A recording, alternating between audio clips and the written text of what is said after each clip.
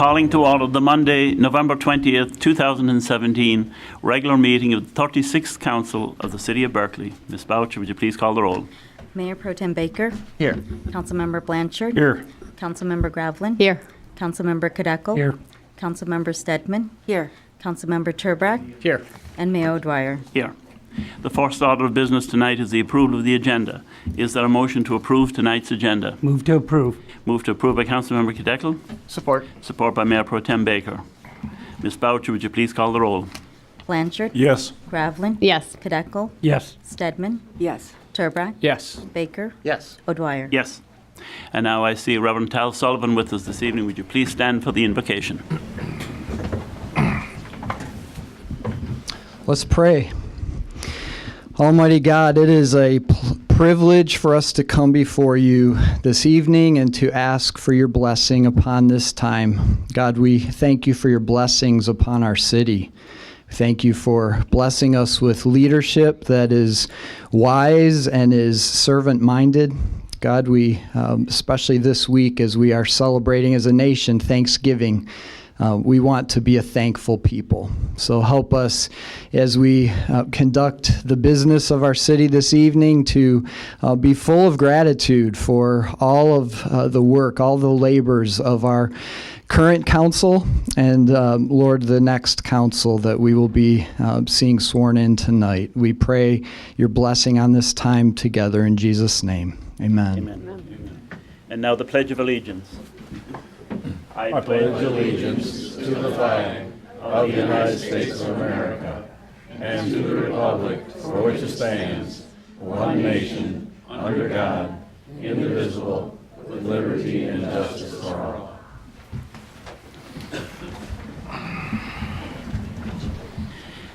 And now we come to the citizens' comments portion of tonight's meeting, when you may present your thoughts on issues not included on tonight's agenda. Council members will not engage you in discussion. If your concern needs to be addressed by a member of city staff or a department of the city, please sign your name on the sheet provided at the clerk's desk. You may speak on a specific agenda item when it is being considered. When an individual has completed their comments, we ask that you refrain from gestures of approval or disapproval, because this can be intimidating to some residents. When you come to the microphone, please state your name and city of residence.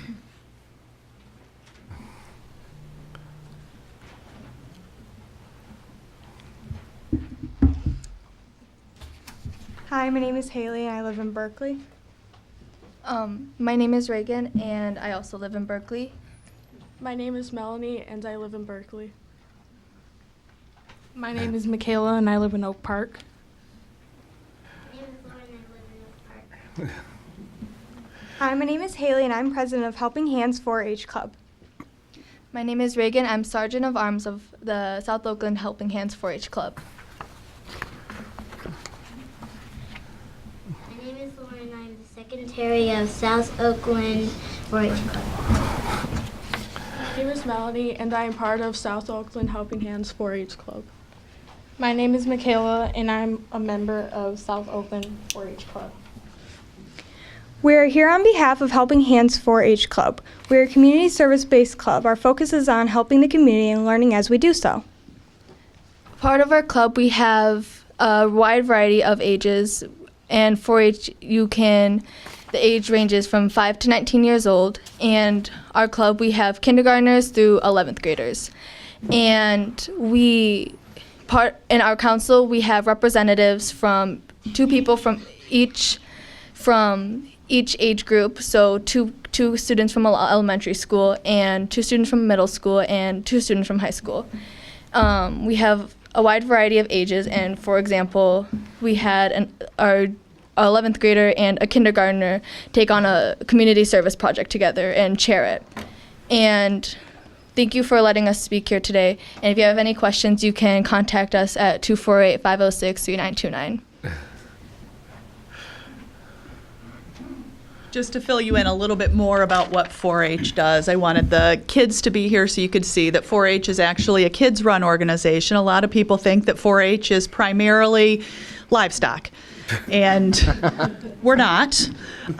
We have started a 4-H group in Berkeley to focus on community service, and that's really what the kids are doing, is focusing on various community service projects. We are meeting every other Tuesday from 6 o'clock until 8 o'clock at the community center. Our next meeting is going to be on the 28th. November 28th. Our project at that time, we're going to be making Christmas cards for soldiers overseas. So we welcome any kids that want to come and check it out just to see what 4-H is about. We're not going to have any cows or pigs or goats, but we are going to be doing some really fun 4-H projects in South Oakland County. So we welcome anybody from 5 to 19 to come check us out. Please encourage your children, grandchildren, friends, neighbors to come and see what we're about. Thank you. Thank you.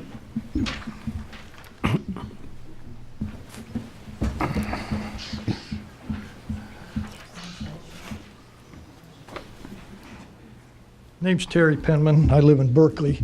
I just want to find out what's the status of the flood issues that we have in Berkeley. Every time it rains, I get water in my basement constantly now. And I understand you're going to put sewer covers on some of the sewers so the streets will retain the water rather than going in people's basements. I just wonder how far along have you gotten with this issue? I mean, is there any reservoirs that are going to have to be built or what? I understand Hubble, Roth, and Clark is going to be doing some work with you people about the capacity of the sewers. I'm scared to leave my house half the time anytime it rains. So that's basically what I want to find out. Okay. It's the status of it. Thank you.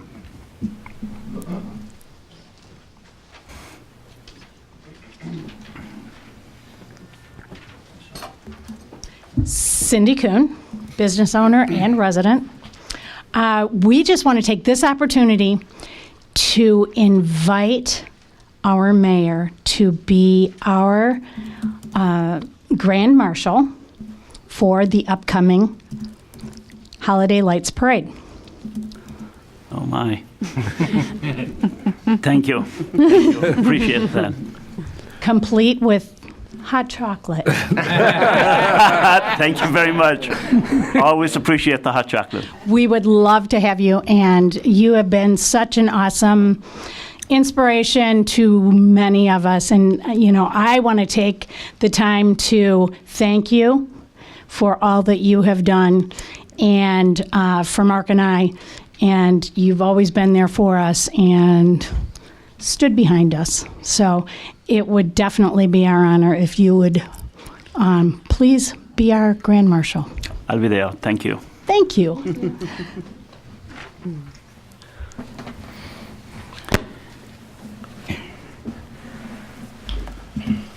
Good evening. Doug Deeds, citizen of Berkeley. I'm part of the beautification committee. We want to announce that we're going to have the Holiday Lights Awards again for residential. Applications got to be sent in to us before I believe it's the 10th of December, and then we will make our judgments from there. Okay? Thank you. Very good. Seeing no one else coming to the microphone. Nope. Cindy's back. Or she's out. Okay, Tom. Tom Bustance, commander of the Berkeley American Legion, and I'm here on behalf of the Legion, Mr. Mayor, to thank you for your service to the city of Berkeley, for working with our American Legion and helping us through troubled times. So I wish you well in your new endeavors, and I welcome the new mayor and look forward to carrying on the tradition of working with the city of Berkeley in a partnership. Thank you. Thank you, Commander. And now we're ready to move along to the consent agenda. Ms. Boucher, would you read the items on tonight's consent agenda? Approve of the minutes. Matter of approving the minutes of the regular 36th City Council on Monday, October 16, 2017. Is there a motion to approve the minutes? Motion to approve. Motion to approve by Councilmember Blanchard with support by Councilmember Stedman. Ms. Boucher, would you please call the roll? Gravlin, Yes. Kadeco. Yes. Stedman, Yes. Turbrack. Yes. Baker. Yes. Blanchard. Yes. O'Dwyer. Yes. And now we move along to the regular agenda. Ms. Boucher, would you please read item number 1 on tonight's regular agenda? Recognitions, presentations, matter of any recognitions or presentations from the consent agenda. Seeing none, then Ms. Boucher, would you please move on to item number 2? Swearing-in ceremony, newly elected members of council to be given oaths of office by the city clerk. Mayor Daniel J. Turbrack, Councilmember Stephen W. Baker, Councilmember Jack Blanchard, and Councilmember Dennis Hennon. Is there a motion to approve administering the oath of office to the newly elected members of council? Motion to approve. Move to approve by Councilmember Cadecle with support by Councilmember Blanchard. Ms. Boucher, would you please administer the oath, starting with Mayor Dan Turbrack?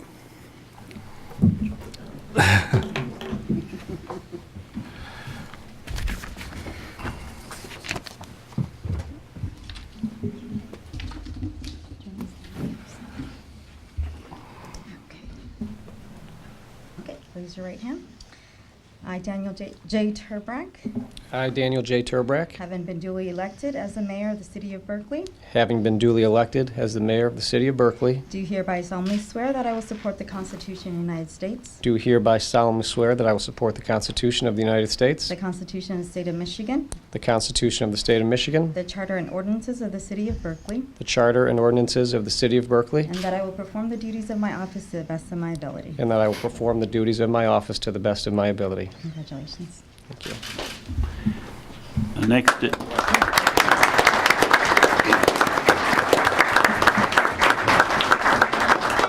Next is Councilmember Steve Baker. Thank you.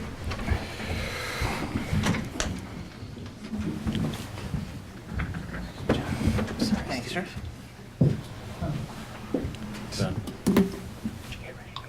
Hi. All right. I, Stephen W. Baker, I, Stephen W. Baker, having been duly elected as a council member of the city of Berkeley, having been duly elected as a council member of the city of Berkeley, do hereby solemnly swear that I will support the Constitution of the United States, do hereby solemnly swear that I will protect the Constitution of the United States, the Constitution of the state of Michigan, the Constitution of the state of Michigan, the charter and ordinances of the city of Berkeley, the charter and ordinances of the city of Berkeley, and that I will perform the duties of my office to the best of my ability. and that I will perform the duties of my office to the best of my ability, including saying that sentence.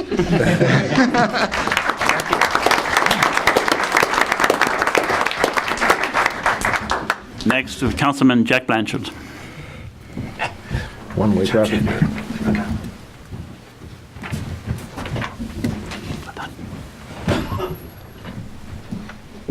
Go ahead and raise your right hand. Yep. I, Jack Blanchard, I, Jack Blanchard, having been duly elected as a council member of the city of Berkeley, having been duly elected as a council member of the city of Berkeley, do hereby solemnly swear that I will support the Constitution of the United States, do hereby solemnly swear that I will support the Constitution of the United States, the Constitution of the state of the Michigan, Constitution of the state of Michigan, the charter and ordinances of the city of Berkeley, the charter and ordinances of the city of Berkeley, and that I will perform the duties of my office to the best of my ability. and that I will perform the duties of my office to the best of my ability. Thank you.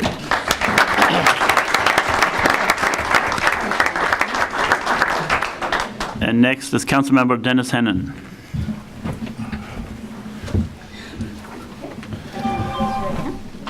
I, Dennis S. Hennon, I, Dennis S. Hennon, having been duly elected as a council member of the city of Berkeley, having been duly elected as a council member of the city of Berkeley, do hereby solemnly swear that I will support the Constitution of the United States, do hereby solemnly swear that I will support the Constitution of the United States, the Constitution of the state of Michigan, the Constitution of the state of Michigan, the charter and ordinances of the city of Berkeley, the charter and ordinances of the city of Berkeley, and that I will perform the duties of my office to the best of my ability. and I will perform the duties of my office to the best of my ability. Congratulations.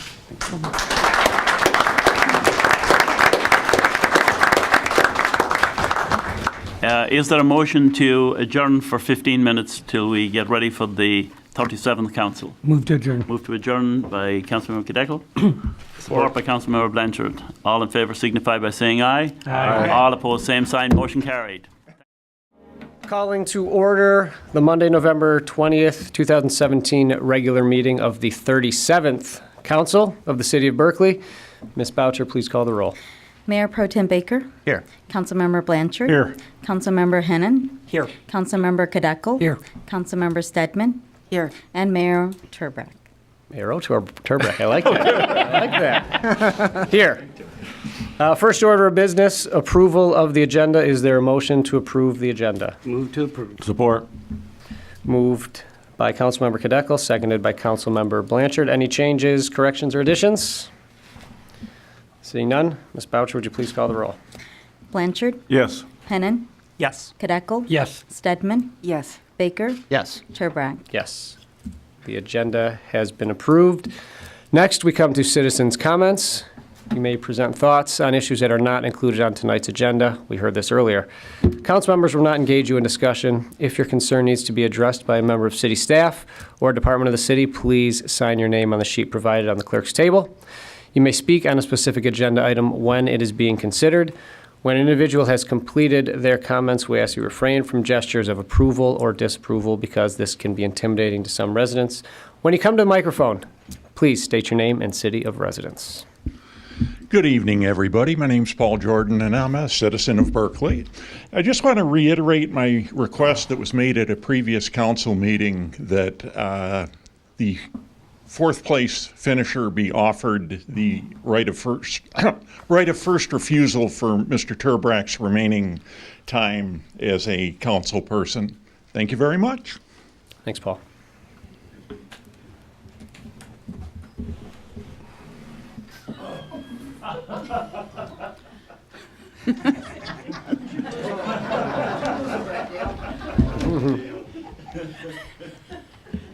Mr. Mayor, honorable council members, Mr. Stern, Madam Clerk, City Manager.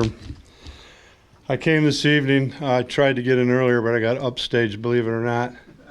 But I wanted to take just a brief moment. One, to thank Councilwoman Gravelin for your tremendous work in the city, your work with the Heavenly Father, the work that you do at Shrine, the work you've done in this community. You exude what a lady is all about. Family member in the community and raising a family. You've done a tremendous job. I've been honored to have you as one of my representatives on council. Now stepping forward, many years ago I had the opportunity to run against Phil O'Dwyer, and I might add I beat him pretty badly. It was badly enough for me. So I'll tell you a real quick story.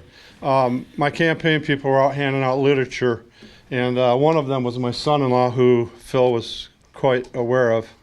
And he came to his house to give him literature. And at that time, he didn't want to accept it, so I've been waiting so long to hand over my remainder of my literature to Phil O'Dwyer.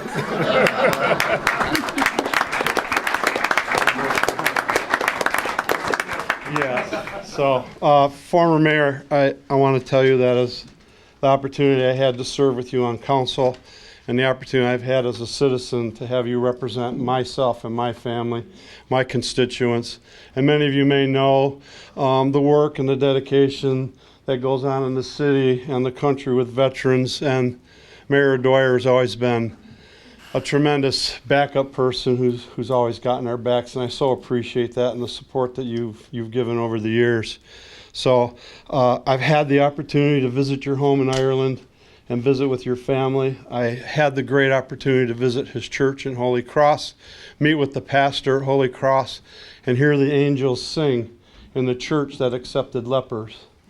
And that's the kind of people that live there. Upon my leaving Phil's home in Ireland, I had the opportunity to hear his niece Emma and her angelic voice sing to us as we left their farm. It was a tremendous pleasure. Had I not had the opportunity to meet you, my trip and my wife's trip would have not been quite as successful. So I certainly appreciate it. I certainly appreciate council's time.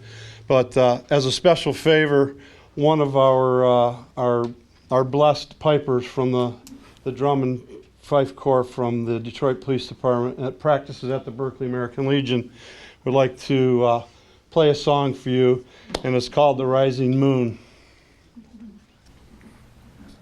Pat Rourke.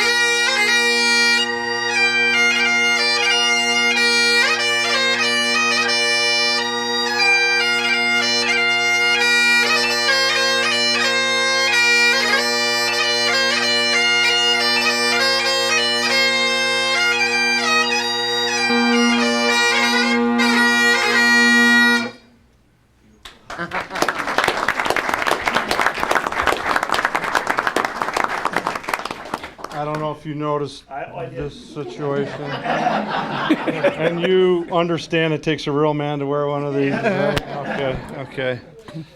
This is not the first time in public, and maybe the last.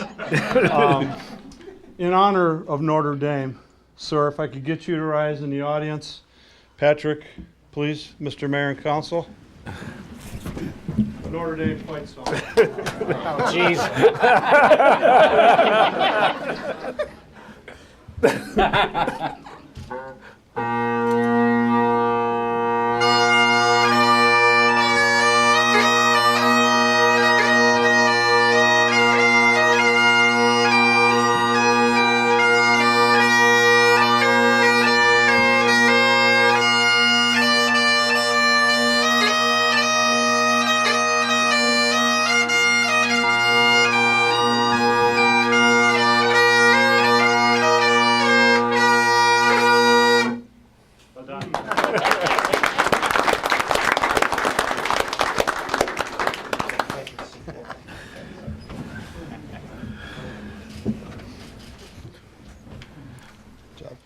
Want to get a picture with him?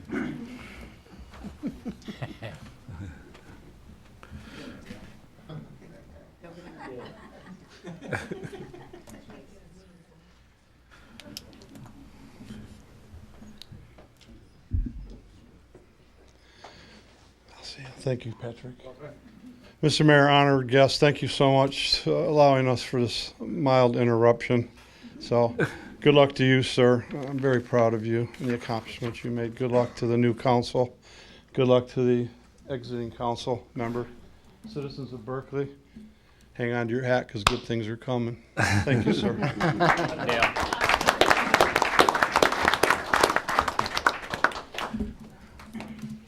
I gotta go, it's cold outside.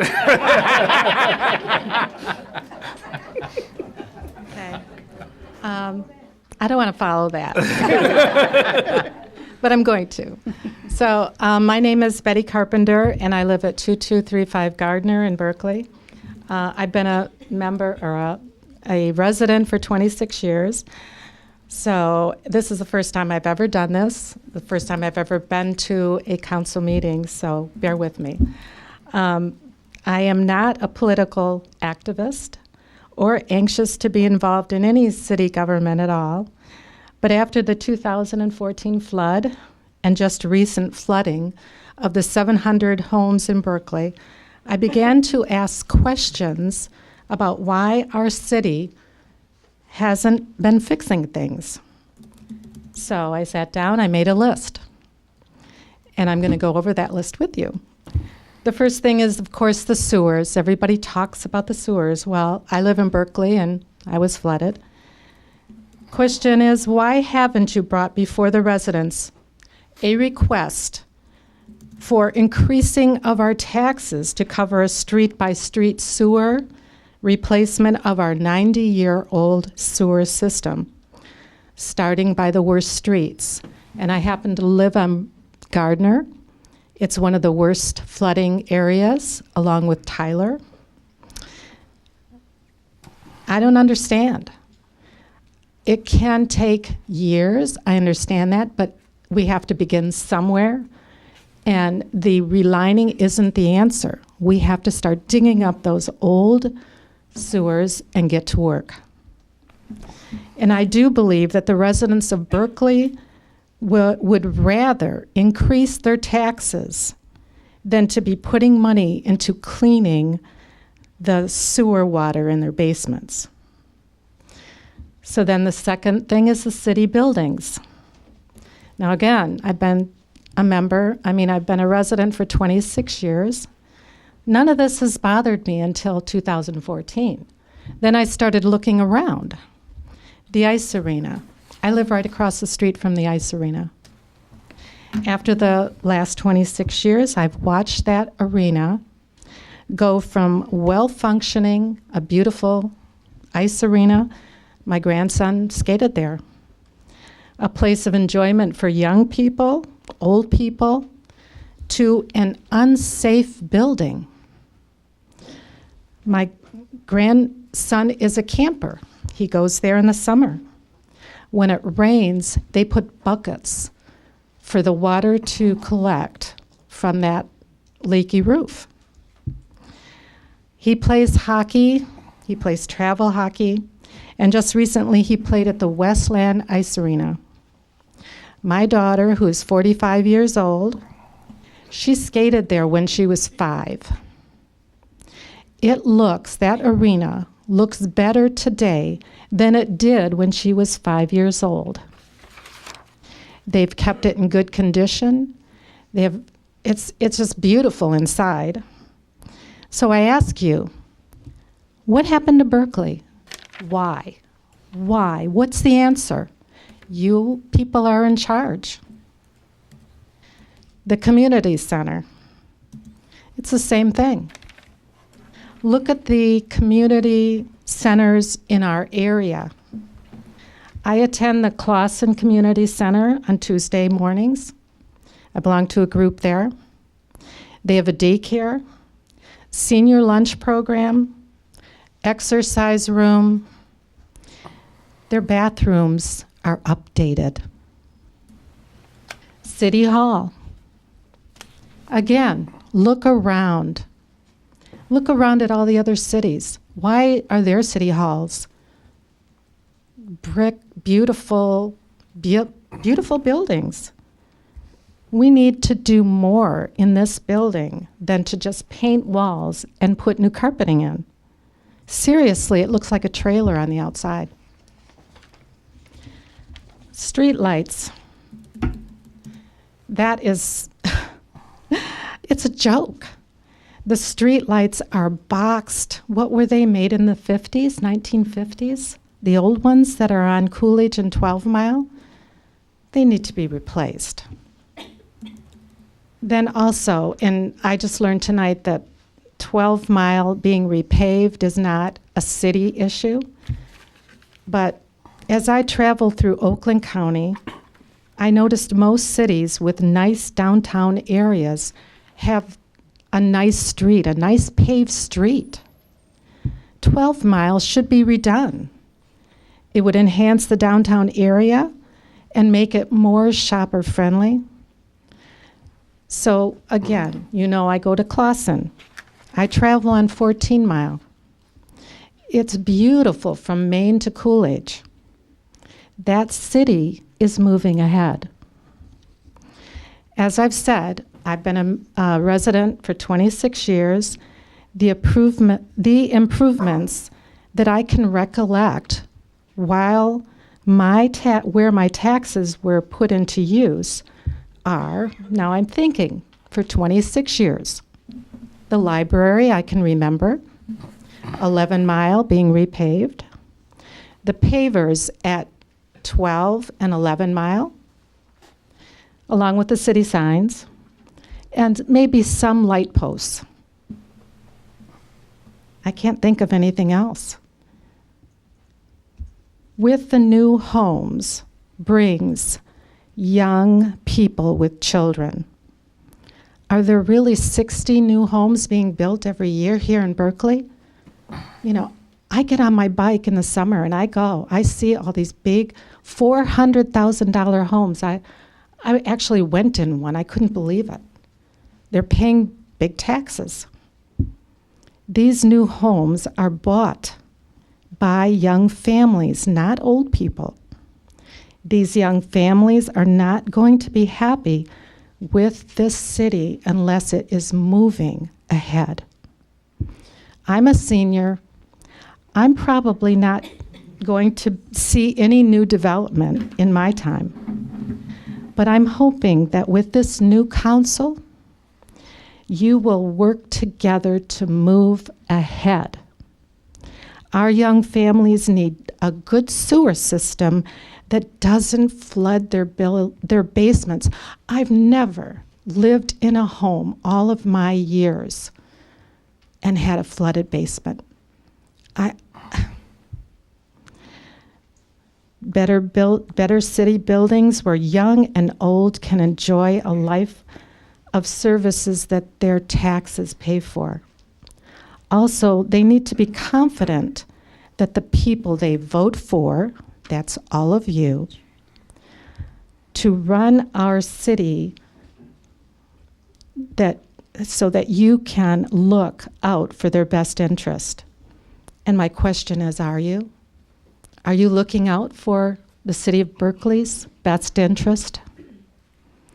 So I'm asking that you consider these points that I brought up and help to make the changes necessary to move forward, to move our city forward in the right direction and get our city to a place where everyone who lives in Berkeley will be proud. That's all.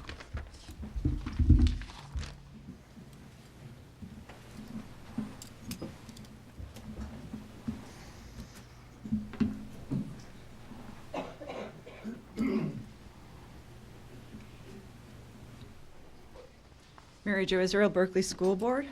Dennis McDavid, Superintendent of Berkeley Schools. On behalf of the Berkeley School Board, I have a resolution for Mr. Phil O'Dwyer, thanking him for his years of service to the Berkeley School District, to the Berkeley community, and we just want to thank you so much for your leadership, your partnership, and most of all, your friendship.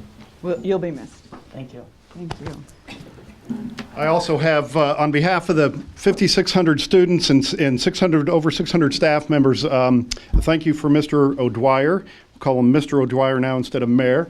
The plaque says, "Thank you, Phil O'Dwyer, for your continued support of the Berkeley School District during your tenure as Mayor of Berkeley. We sincerely appreciate your partnership and friendship throughout the years and wish you well in your future endeavors." The Berkeley School District. I would want the community to know that this plaque is made up of the old floor from the East Gym. And when we pulled that up, we tried to destruct it, and we had some of our kids do a little study and found out this was made of Irish oak. So we knew. I've kissed the Blarney Stone. I just want you to know that. But Mayor, we appreciate everything you've done for us as a school district, everything you've done for our kids, and your leadership and creating a partnership with us that means so much to all of us. Thank you.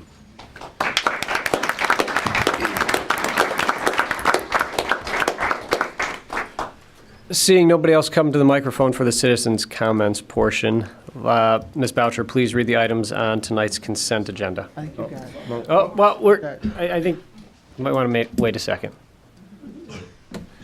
All right, Jack. Okay. I know you got a big meeting tonight, but my name is Jack Lloyd. I'm from the City of Hazel Park, and I just wanted to say congratulations to our new council member here. You know, it seems like you got your work cut out for you, as well as the new mayor. Congratulations anyway, and all of you for helping out the residents of Berkeley. And I'd like to just present this wreath to Phil Dwyer. Oh, my goodness. You know, for the holidays, for all the work you've done, there's a card. I'll be here if it's okay. Very good. Every time you come to Hazel Park, you've been an outstanding mayor, as well as just being able to get to know you, and he's done a great job here for Berkeley. We're going to miss you. Berkeley will miss you, and I hope you enjoy every single day of your life. Thank you, Mr. Mayor. All right.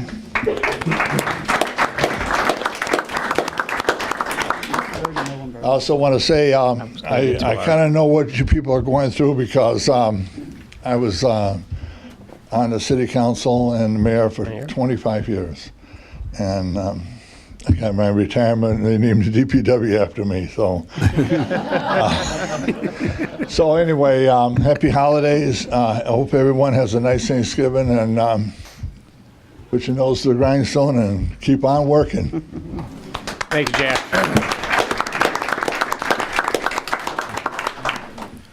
Thank you, Jack. All right, we're going to get to the consent agenda, and then if anybody else has any other presentations or comments, they'll certainly be allowed to make them at that time. Ms. Boucher? Warrant, matter of approving warrant number 1320, resolution number R3717, matter of recognizing Phil O'Dwyer for his service as mayor and council member for the City of Berkeley, and resolution number R3817, matter of recognizing Colleen Gravlin for her service as council member for the City of Berkeley. I have asked Mayor Pro Tem Baker to begin with Resolution 3817, please. Thank you, Your Honor. It is my great pleasure to read this resolution for my colleague Colleen. A resolution of the Council of the City of Berkley, Michigan, recognizing Colleen Gravlin for her service as council member for the City of Berkley. Whereas Colleen Gravlin and her husband Chris have made Berkley their home for over 8 years with their children Dennis, Mitchell, Maris, Toby, and Miles. And whereas Colleen Gravlin completed her Bachelor's of Arts in Communications from Michigan State University and a Master's of Science in Clinical Psychology from the Institute for the Psychological Sciences. And whereas Colleen was appointed as the treasurer of the Taxpayers for Berkley's Future Committee to support the passage of the millage in 2012. She participated in the Citizens Focus Group that was convened by the Michigan Municipal League in its search for Berkley City Manager in 2015. Ms. Gravlin served as a member of Berkley's City Council from 2016 to 2017. And whereas Colleen has been active with various boards and commissions, including serving as the council liaison on the Environmental Advisory Committee, the Planning Commission, and the Tree Board. She has worked closely with the Planning Commission on the Harvard Commons and the Greenfield Apartment projects. And whereas Colleen's earlier professional experience included an associate editor with the Nashville Trade magazine and a proposal editor for the Nashville Client Solutions Company. And whereas Colleen has volunteered her time with the National Shrine of the Little Flower Basilica as a religious formation chaist and a station leader for their Vacation Bible School. For the Shrine Catholic School, Ms. Gravlin was a chairperson for the Mothers Club.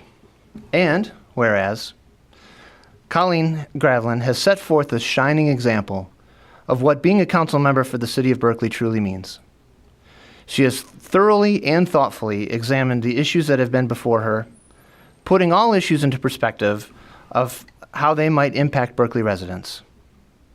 She has gracefully articulated her positions on all issues to the council and to residents. Ms. Gravlin understands the balance that exists between businesses and residents and has diligently sought resolutions that were in the best interests of the city. She has been a proud member of the governing board, working with the city's management team and administration, as well as her fellow council members, and is greatly respected by all. Now, therefore, the City of Berkley resolves, Section 1, that Colleen Gravlin be and hereby is recognized for her invaluable contribution to the Berkley community. The City Council, on behalf of all residents, expresses its sincere thanks and appreciation for her service to the city and extends all the best wishes for her happiness and success in the future. Introduced and passed at a regular meeting of the City Council on Monday, November 20th, 2017. Daniel J. Turbrack, Mayor.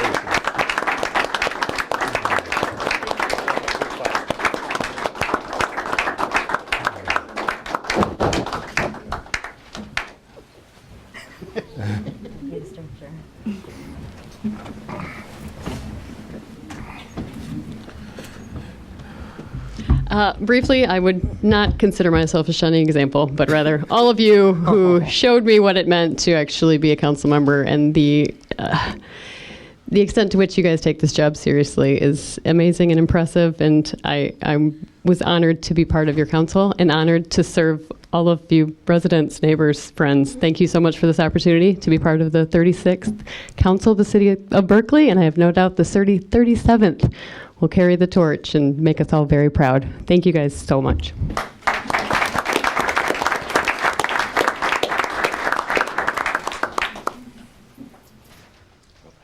Sure. Mr. Representative. Good evening, council members and mayor. It's I got to get used to this. So first, I want to First, I want to congratulate our new council member and those that were reelected, and our new mayor. I know you're all going to do an amazing job for this community, and I'm here as a resource. If you ever need anything, please let me know. But why I'm up here right now is to congratulate and to thank Colleen Gravelin, and I have a tribute here that I signed, and also we have the governor that signed as well. And I just want to thank you for everything that you've done for the community. Unfortunately, I didn't get to know you for an extended period of time, but in the time that you were here, I know you were very thoughtful and deliberative with all the decisions you made here in the community. I know you reached out to me on a few different issues, and I know you worked really hard on behalf of all the citizens here in Berkeley. And so with that, I want to thank you for everything. I want to congratulate you. I want to wish you nothing but the best in the future. I know you'll still be around and you'll still be involved, but just want to thank you because it's a very selfless job. Anyone that wants to go into public service, and I know you were in it for the right reason, and you really care about the community. So I just want to congratulate you and present you with this tribute on behalf of myself and the governor.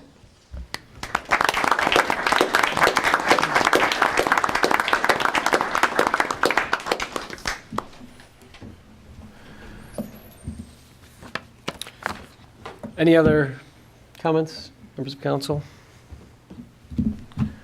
Say a few words. Sure. Colleen, I remember you getting involved with the millage, and you took a leadership role in that, and I'll never forget that. And because of you, you were a part of a team that allowed this millage to pass with a 70% vote. And it's that hard work and dedication. But beyond that, your friendship is second to none. And you and Chris and your entire family, fun watching the kids run around the yard all the time. You just brought so much to the council. And I want to thank you for all of that hard work. Thank you. Mayor Pro Tem? Thank you. In addition to all the words in that resolution, which were heartfelt, I'll just add that your voice was appreciated and recognized not only here within the community, but also in those opportunities you had within the region and through the Michigan Municipal League. You jumped right in, engaged in the programs and activities, immediately earned the respect of your fellow colleagues across the region, and that benefited our city as well. So in addition to that, I just wanted to thank you again for your leadership role both within the city and also regionally. And your calm, easy style is so comforting and help assisting in moving things forward. Right, just kind of kept it going, and it was really well done. So thanks for that, and look forward to seeing you soon. Councilmember Blanchard. Thank you, Your Honor. I'd just like to say that it's been a pleasure to work with you on the council. You've done a fantastic job, and I tell a lot of people she doesn't say very much, but when she does, you better listen, because she puts a lot of thought into everything she does, and it was truly a privilege and a pleasure to work with you. So thanks, Colleen. I want to tell you that it was a pleasure also working with you in this council, and I miss you already. I hope you stay involved in any way you can. And this council and the residents of the city will miss you. Well, Colleen, what was said is all obviously true. You were such an asset to the council and to the city. I know you've got some things going on right now, and I know that I think you and Phil are going to be sneaking out of here a little early today, but I strongly suggest that maybe you pay attention to agenda item number 3, which we're going to discuss today, and just take some time and just think about things. But it was truly an honor to serve here with you, and you were always extremely concerned with what was best for Berkeley, and there were certainly no ulterior motives there, and it was very obvious. And your questions on everything made complete sense, and that is certainly something that I respected and that we will miss. So thank you for everything that you've done, and don't go too far. All right. With that, we will move on to Resolution 3717.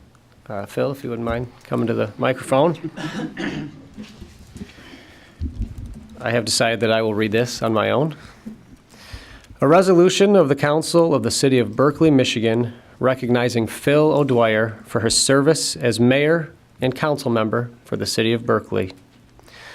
Whereas for the last 6 years, the City of Berkeley has had the honor of being represented by Phil O'Dwyer as the mayor of our city. Phil served the city as a council member since 2005 before being elected mayor in 2011. He was subsequently elected to 2 additional 2-year terms in 2013 and 2015. Whereas Phil was born in Holy Cross, County Tipperary, Ireland, to Tim and Mary O'Dwyer. He is the oldest of 3 siblings, his sister May and his brother Eamon. He immigrated to the United States on August 16, 1973, and became an American citizen in 1979. He has been a Berkeley resident since 1980, where he raised his son Tim, who now lives in California with his wife Lindsay. And whereas, while in Ireland, Phil participated in the sport of hurling. Today, he enjoys watching matches with his dear friends, Father Gerald Frawley and Father Noel O'Connor. As we all know, Phil is known for his sense of humor. He loves playing practical jokes, especially on his good friend, Ed Mitchum. I'm sure he loved those. Prior to being a public official, Phil was co-founder of the Berkeley Youth Soccer Association. And whereas Phil O'Dwyer studied psychology at the University of Detroit and the University of Notre Dame, and holds a doctorate in counseling psychology from Wayne State University in Detroit. He has endeavored to further the field of psychology as an author of academic publications, as an adjunct professor in the Graduate School of Counseling at Oakland University, and as a national consultant on mental health issues. Dr. O'Dwyer has been a positive role model to all, including his doctoral students at Oakland University. And whereas, under Phil's leadership, the City of Berkeley received positive financial auditing awards, seen significant growth in home values, and was recognized by national publications such as Money Magazine and Business Insider as one of the top communities in the state of Michigan. In honor of his many and varied accomplishments, Phil was inducted into the Michigan Irish American Hall of Fame in 2015. And whereas Phil has gone above and beyond in his representation of the City of Berkeley as an active member of the South Oakland County Mayors Association, Board of Trustees for the Michigan Association of Mayors, Board of Trustees for the Michigan Municipal League Workers' Compensation Fund, and a delegate to the National League of Cities, a member of the Southeastern Michigan Council of Governors, and as a member of the Woodward Avenue Action Association Board of Directors. And whereas, during the course of these last 6 years, Phil's duties and opportunities were varied. Some of these included welcoming new businesses to the city, serving as host to local, national, and international dignitaries, and performed wedding ceremonies for a great number of current residents. And whereas Phil has earned the respect and admiration of his colleagues and has been referred to as one of Berkeley's best mayors. As mayor, Phil represented Berkeley with class, intellect, and charm. His grasp of our municipal government is second to none, and his diplomatic skills were evident by all who encountered him. He is resolute in advocating for Berkeley in all facets of government and always presented a compelling case. He is a quintessential mayor, available to all, hardworking, intelligent, witty, and wise beyond his years. Now, therefore, the City of Berkeley resolves, Section 1, that the City Council, on behalf of all local residents, offers its genuine thanks and appreciation to Phil O'Dwyer for his dedicated service to the City of Berkeley, and City Council extends best wishes for happiness and success in the future. Introduced and passed at a regular meeting of the City Council, Monday, November 20th, 2017, signed by me.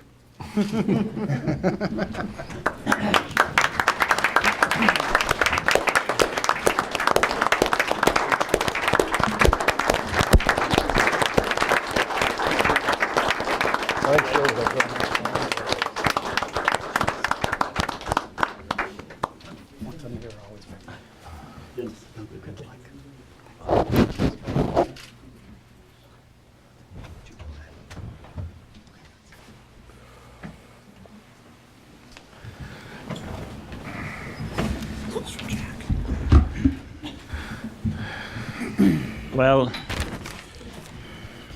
hearing all those wonderful comments from my colleagues and from the school district and former Mayor Pro Tem Dale Goodcourage. I had the thought, isn't it wonderful to be alive and hear all these things?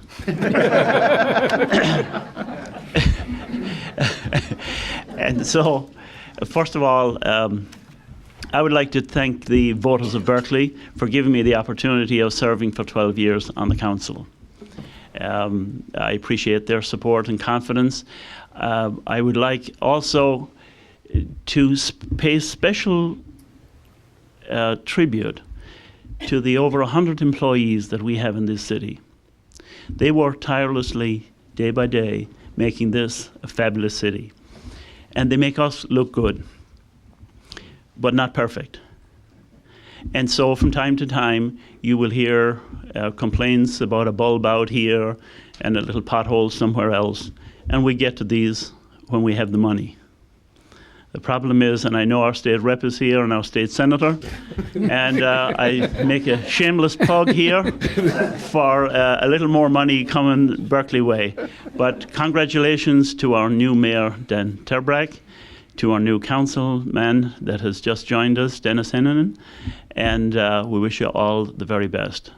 Garamila Mahagiv, Galer.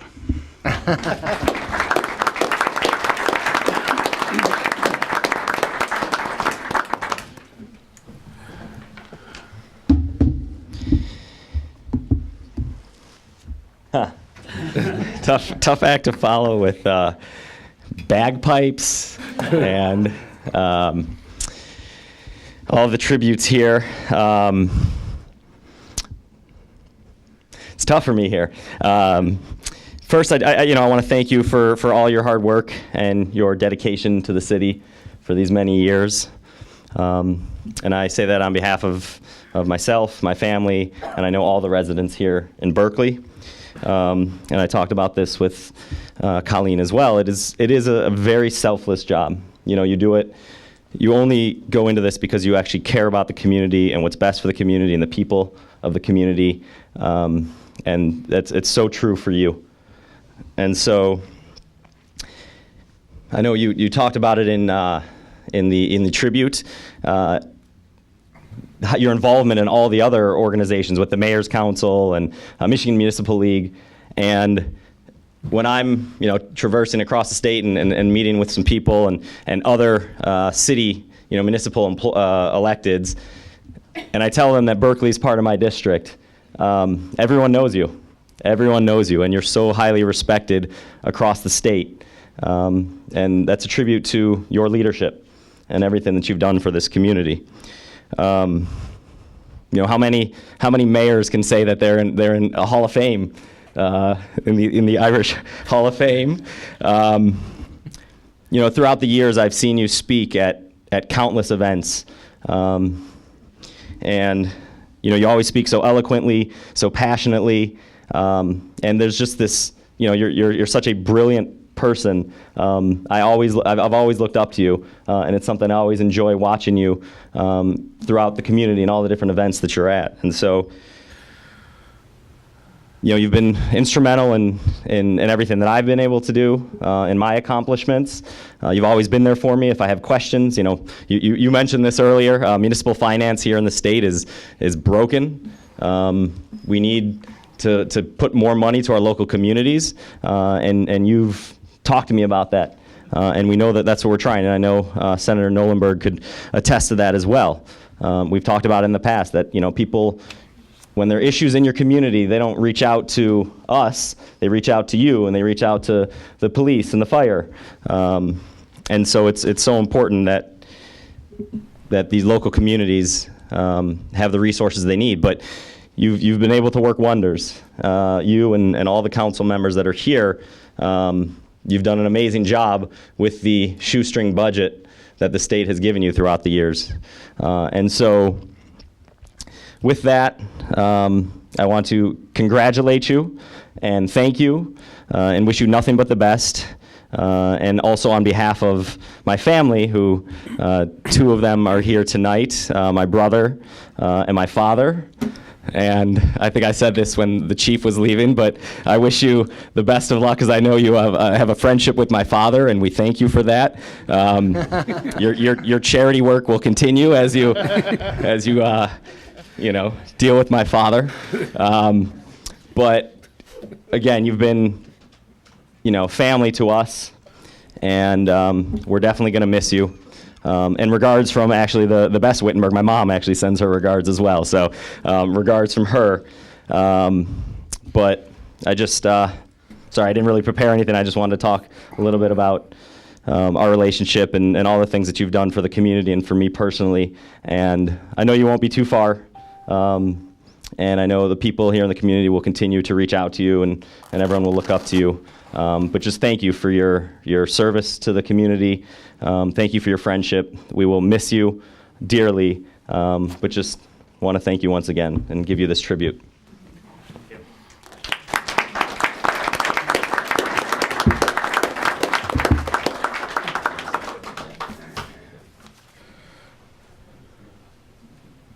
That's a hard act to follow there from the local boy here, but I'm State Senator Marty Nolenberg, and I too want to recognize the efforts of both Colleen and the mayor here for their efforts in providing a community with a voice. And I don't think enough people really understand what you guys all do up here. They see you up here, and they think that's all you do. But the reality is, if you want to be connected to the community, you have to reach out to your constituents, the voters, and the business community as well. And there's a lot of homework, there's a lot of behind-the-scenes efforts that go on. And I think both of you should be commended for that effort, because it's not something that many people can do. And you guys have both done it. And so, Mayor, I've been around in politics for a number of years, formerly a state rep in a neighboring school district. And I knew who you were, even from afar.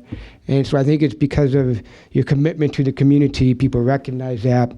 I also want to make a comment on your passion, because if you didn't have a passion for your community, you're not really representing them. And I know you have this passion for the community, and certainly we would like to give our locals more money. And I'm a big local control guy. Wish we had more of it to give, but I appreciate your fight for it and asking for it, because if you don't ask, you don't get.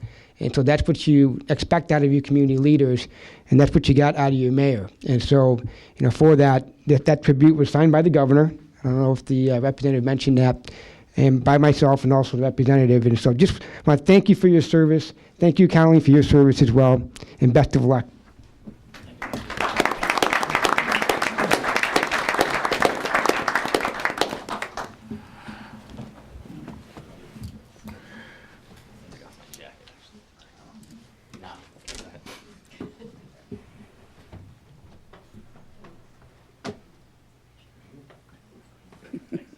Nice. Oh, yeah.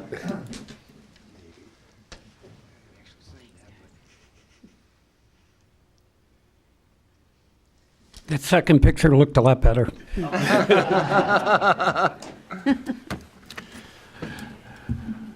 Are there any additional comments from anybody in attendance? Has anything burning to say about Phil? Either nice, not nice, either way. Howard, I know. Yeah, I know. Okay, we're gonna hold that till we're off camera. Thank you. I appreciate that. Madam Mayor, Marilyn Steffen.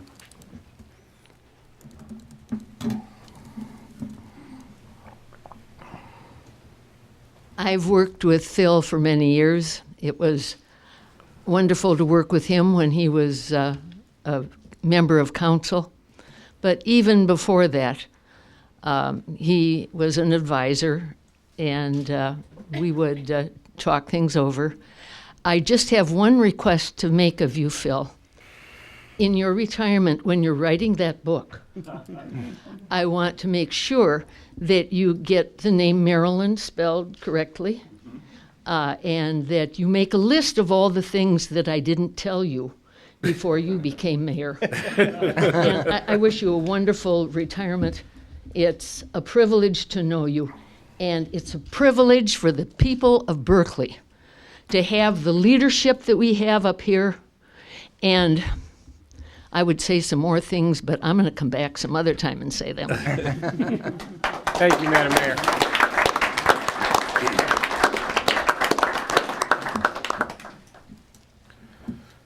Council members, do you have anything they want to add that has not yet been said? Councilmember Blanchard. Thank you, Your Honor.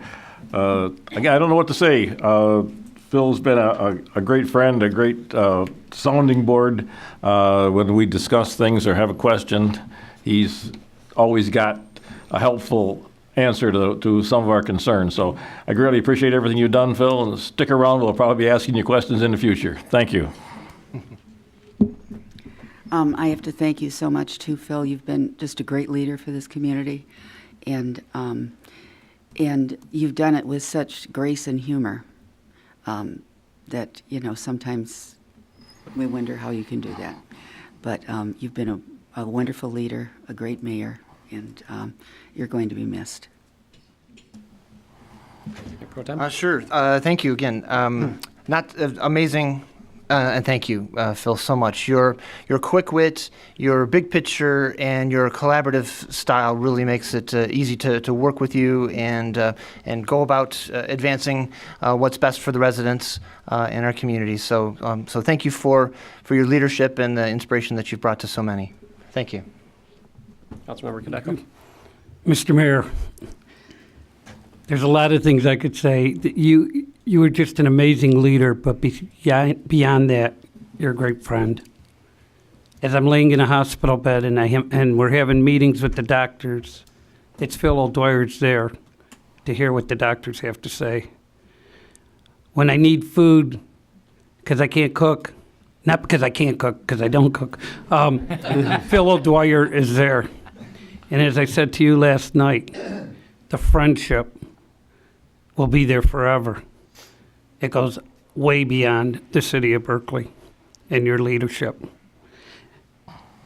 There's going to be a lot of legacies left behind by you, but the one that will outlast everyone in this room, with the help of Representative Wittenberg, is a sign on 696 that shows you how, as you say, how to come home.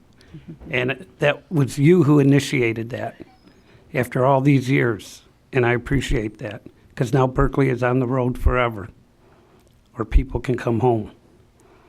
I just want to say a real quick story. You heard Ed Mitchum's name mentioned. Mr. Mayor loves joking. Well, poor Ed Mitchum lives out of state, and he always parks his car in the same place when he goes to the airport and he takes off. So one day he comes home from his trip or whatever, and the car's missing. He knows he parked it in the same spot, but the car is missing and he can't figure out why. Well, a gentleman from Berkeley, Michigan called up Ed's wife and talked her into moving the car to the next floor. And then, what does Phil send Ed for Christmas? A tennis ball to put on top of the antenna so he doesn't lose his car again.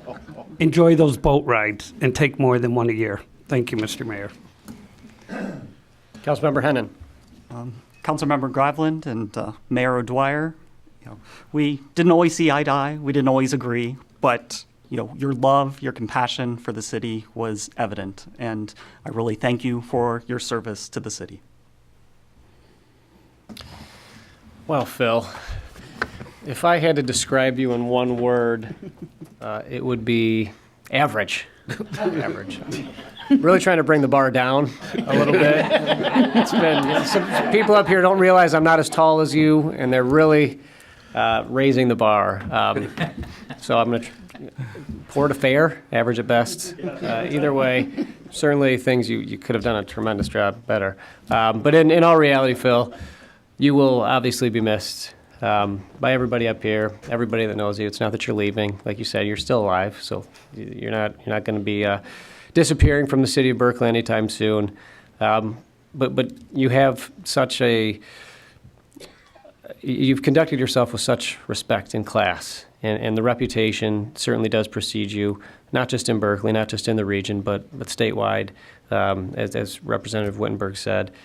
And the residents of Berkeley probably don't really realize how much you've done over the past 6 years as mayor, and they probably never will, because that means you did your job the right way.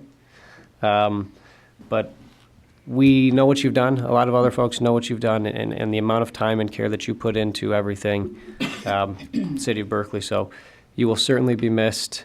I've had two tremendous role models in Mayor Steffen and you, and I look forward to continuing to speak to you when I have questions and anything else. I know how to get a hold of you, and instead of, no, actually, you know what? No, I still will hide in your basement because I have kids at my house, and it's not always conducive to important discussions. So, thank you, Phil. You'll certainly be missed, but not forgotten. Okay, thank you.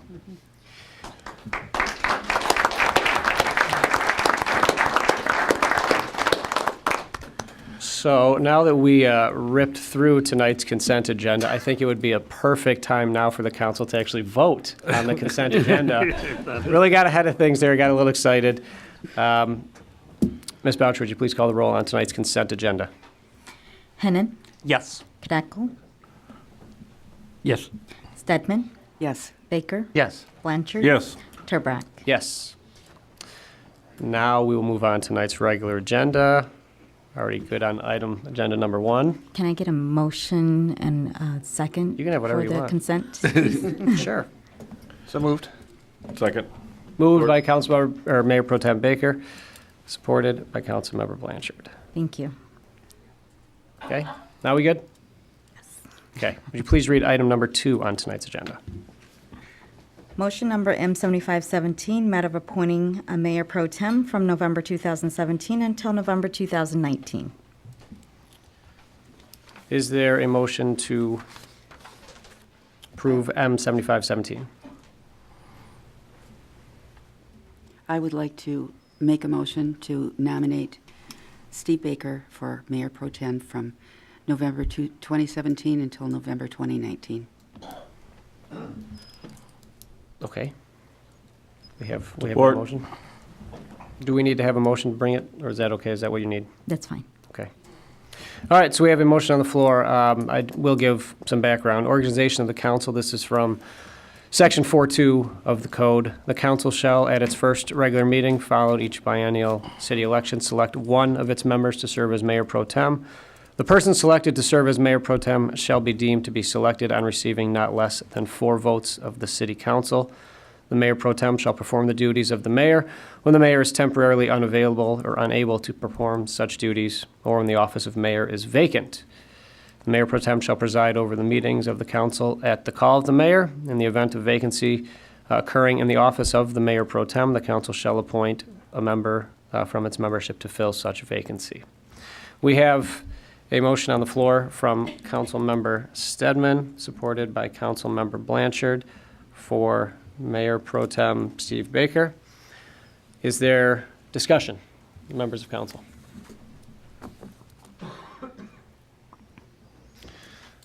Seeing none, in accordance with the code, once we have 4 votes, that will end this. Ms. Boucher, would you please call the roll? Kneckel. Based on principle, no. Stedman. Yes. Baker. Yes. Blanchard. Yes. Hennan. Yes. Okay. Motion carried. Ms. Boucher, would you please call item number 3 on tonight's agenda? Discussion matter of discussing the process to fill the current vacancy on city council. Thank you. I need a motion to approve the matter of discussing item number 3, filling a vacancy. I don't think so. Don't need a motion? Motion to approve. I think we do. It's on my sheet that I need a motion. Moved by Councilmember Hendon, support? I'll support it. Supported by Mayor Pro Tem Baker. Thank you. Okay, so we have a vacancy on City Council that we will be looking for residents to apply. We have to move forward now, and we want to select a candidate after a very thorough process, but we are also under a timeline. We have 30 days from today to fill that vacancy. Our city is full of incredibly passionate and talented people who would serve well as members of council. So the process that we are going to follow is this. Today, as of today, or probably tomorrow, the city will post or start accepting applications for this council vacancy. That will be open from November 20th to November 30th. November 30th, the application process will close. Top candidates will be selected and notified. Should there be a large number of candidates, there will be an ad hoc committee of the City Council who will then be in charge of selecting top candidates for the vacancy. And at the December 4th City Council meeting, the candidates will be offered the opportunity to address the residents and address council, outlining their qualifications, their desire to serve the community. After that meeting, the council will then have time to decide who they're going to vote, and at the December 18th meeting, the council will vote to appoint the newest council member. The 20th of December is our deadline, so we have to have it done within 30 days. We need to fill this vacancy. So we are trying to be cognizant of the Thanksgiving holiday this week and know that Thursday and Friday are probably going to be spent with family. So we're extending that deadline is from a week to about 10 days. But the goal is to have the candidates to speak at the December 4th meeting, and then ultimately at the December 18th meeting, council will vote to appoint the newest council member. Discussion. That is the process. It's similar to the process we have followed in the past. But is there any discussion amongst council members? I just want to say I hope everyone up here keeps an open mind. I know there's been discussion for the last few months of a possible candidate, and I think everybody should be included in a fair and proper manner.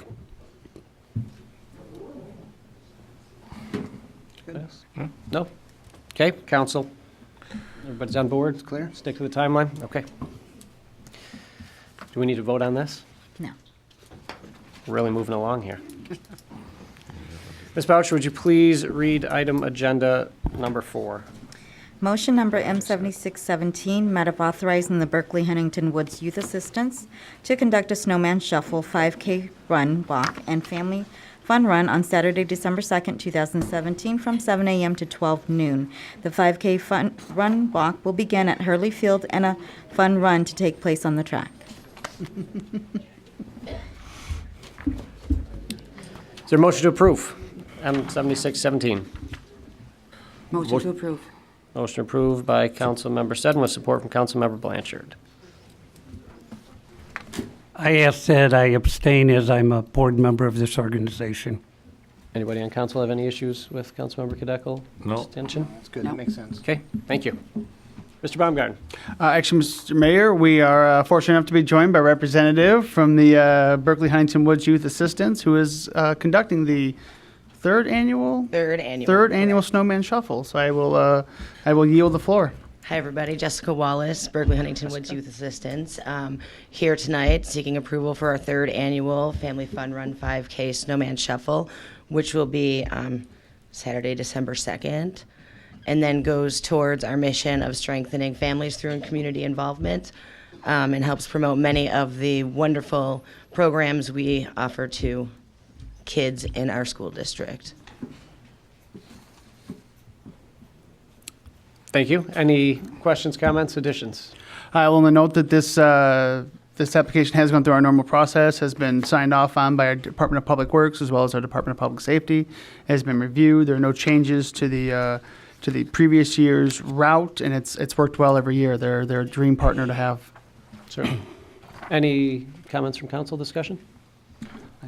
Thank you, Your Honor. Just again to thank and congratulate you and the team for putting together what I'm sure will be a terrific event. It's a new tradition that I see continuing for many years to come. It's good family fun. It's got a variety of events and activities, fun, seasonal theming, and it's a good time for all. So thanks for the continued work. Thank you.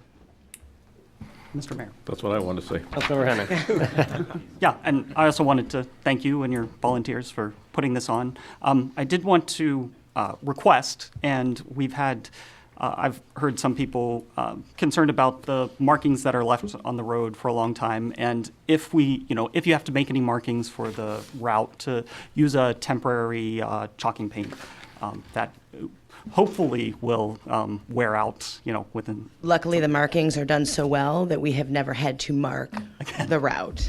Right. We use the same one that several other races use, so we will not be painting a thing. Okay. Thank you. Thank you. Thank you. Anybody else? Good? Okay. Well, we certainly are excited and ready for some snowman shuffling, and we expect great weather that day. Ms. Boucher, would you please call the roll? Stedman? Yes. Baker? Yes. Blanchard? Yes. Hennan? Yes. Turbrack? Yes. Ms. Boucher, would you please call item number 5? Presentation, matter receiving a verbal report from Finance Director Sabrina Lilla regarding the audit results for the fiscal year ended June 30th, 2017. Is there a motion to approve receiving the report from our finance director? Move to approve. So moved by Councilmember Cadeco. Support. Supported by Councilmember Blanchard. Finance Director. Good evening. I wanted to do just a quick overview of where the city ended up for this fiscal year. Oh, sorry, I was trying to there we go. Thank you. So the audit is officially done. I thought it would be helpful before the auditors come on December 4th to give their presentation for me to do a quick overview of where the year ended. I want to go into a little bit more detail about a few things than the auditors, who will do more of a big picture overview. I will keep it short and sweet since I know it's already getting late. The auditors will be providing you copies of our CAFR. This is just a draft form. We met with the auditors today. Okay. The music will start up any moment now. Right, yes. Add some lights. So we did meet with auditors today who gave us a clean opinion and said, again, the year looked really good. These are our draft copies. Again, you will get copies for the December 4th meeting. Looking at the general fund, you will see we did end the fiscal year with a fund balance in the general fund of $5 million. Of that, there is a portion that is restricted. That means we cannot spend it. So we have $4.6 million available to spend, which when we talk about this fund balance to current year expenditure ratio, that is 46%, which is a very healthy fund balance. With that, I will say we did increase that fund balance by $700,000, which is good. We thought we were going to, so when I scroll down here, this is what we thought we were going to do. We thought we were going to dip into fund balance by $438,000, but instead we ended with a positive increase to fund balance of $700,000. That is attributed to several factors. We are really more at a break-even point when I look at this. So we're at the $700,000 because we had about $200,000 of rollovers of things that were budgeted to spend in fiscal year 17, but we ended up not spending them in 17. Our department has asked if we could roll those expenses over into fiscal year 18. Again, projects or expenditures that we didn't spend in 17 that we're going to in 18. Those are in the fund balance, but they're already committed funds, correct? Yes. Yep. Okay. Yep. In addition, we also had transfers out. Originally, part of this budgeted number, this 549, we thought we were going to transfer out of the general fund to assist major street, local streets, and our sidewalk fund. We ended up not transferring those funds. As a recommendation from the CAC back in August, we talked about in the future placing 2 mills and an upcoming ballot for road improvements. So once the money is transferred from the general fund into the street funds, it cannot be transferred back. So at this point, we felt it was better to leave those funds in the general fund. I think we still need to be very cautious about not spending that money until we know what could happen if we do place the 2 mills on an upcoming election. So again, to Councilman's point, I think we still consider these funds non-spendable just for future. Again, that was about $450,000 that we did not transfer, which again just went right to our fund balance. In addition, with city council leadership, city administration, and each department head carefully watching their bottom line and doing such a great job, you can look, this end column here shows our budget savings. So again, this column shows what we anticipated spending. This is our actual spending, and here is what we saved. They're all positive variances, which again is a very good thing. It means we didn't spend as much as we thought. And again, so that's attributed to about 3% of every department's budget is what was not spent, just by being very careful. Again, I think we spent what we needed to, but we're very conscious and watch every penny. So that's the general fund. Jumping into our major and local street funds. So here's where we showed, we thought we were going to put $350,000 into the major street fund, and we did not.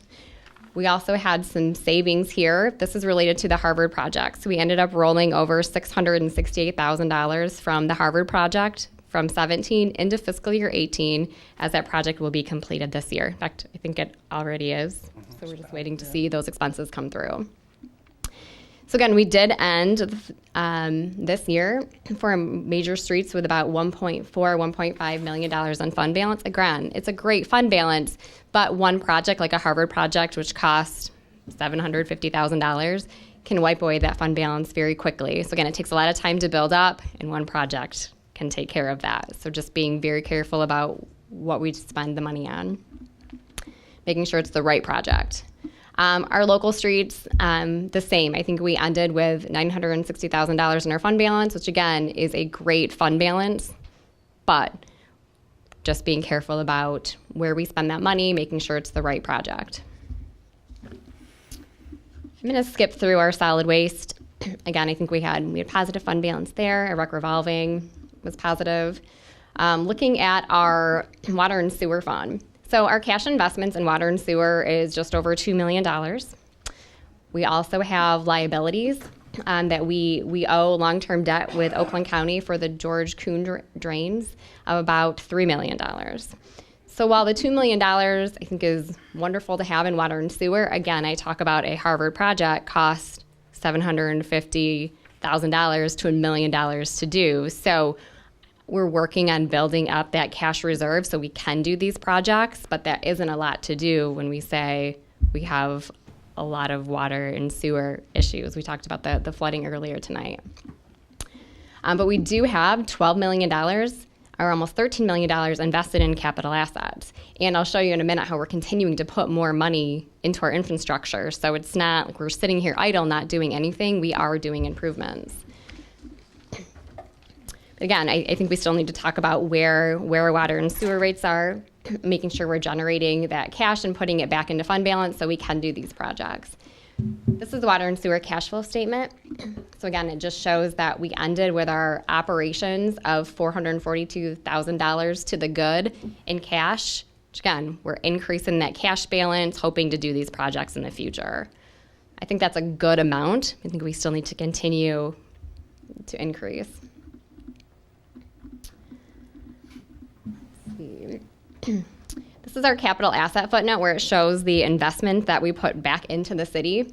So between our governmental activities, which being your general fund, your public safety, your DPW, we added $906,000 of capital infrastructure there, whether it be actual infrastructure with roads or equipment and vehicles that we purchased, and we added $1.2 million in infrastructure related to our business type activities being water and sewer. So again, we're putting back money into the infrastructure we have.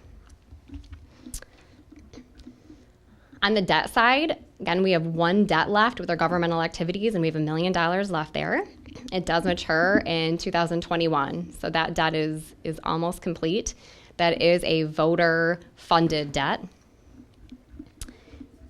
And as I mentioned previously, on the business type, the water and sewer, we have $3.3 million of debt related there, and that's all related to obligations we have with Logan County.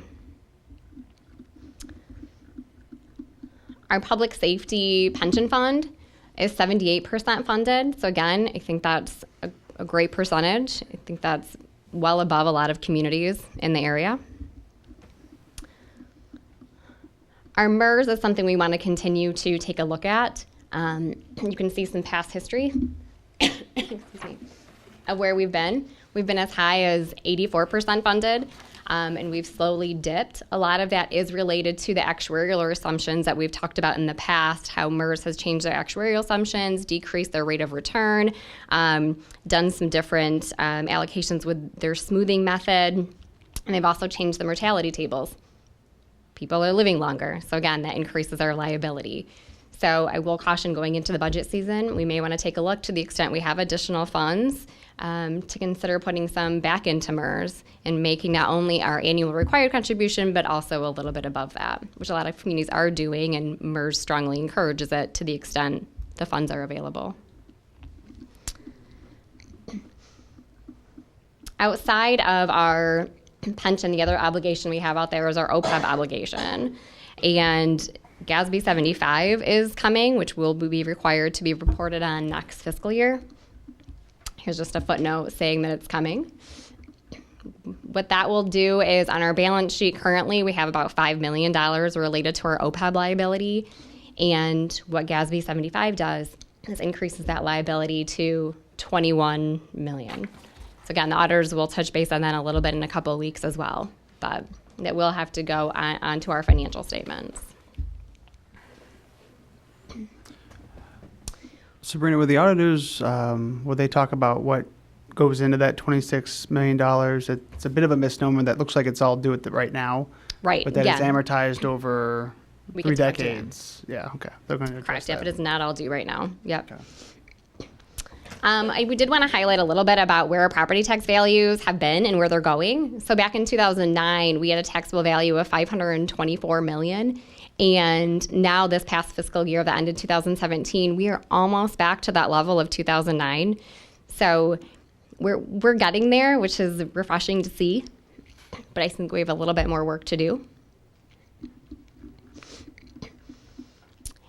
And my last note I wanted to make is regarding our Headley rollback. So you can see that in 2012, our tax rates were 14.5 mils. We did have the Headley override that was done in 2013 to increase it up to 17, and we are slowly decreasing back down to those levels of 2012. Part of that is related to the debt service has slowly fallen off as we pay off our debts, which is great news. But you'll also see a continued decrease in all of these millages as the Headley rollback has affected our mill rates. So just again, something to be thinking about as we go into this next budget year. That's all I had. Any questions? Questions from Finance Director. Councilmember Blanchard. Thank you. Just a quick question on our OPEB is funded at about 17.7%. How does that compare with surrounding communities or other cities that are our size? Are we good, bad, or terrible? The accounting answer is it depends. It really. Yeah. Yeah. The legal answer. Yeah, that's right. It's perfect. It really does depend on what area you're talking about, and I don't know if it necessarily is related to size of community, but there's so many factors that go into it.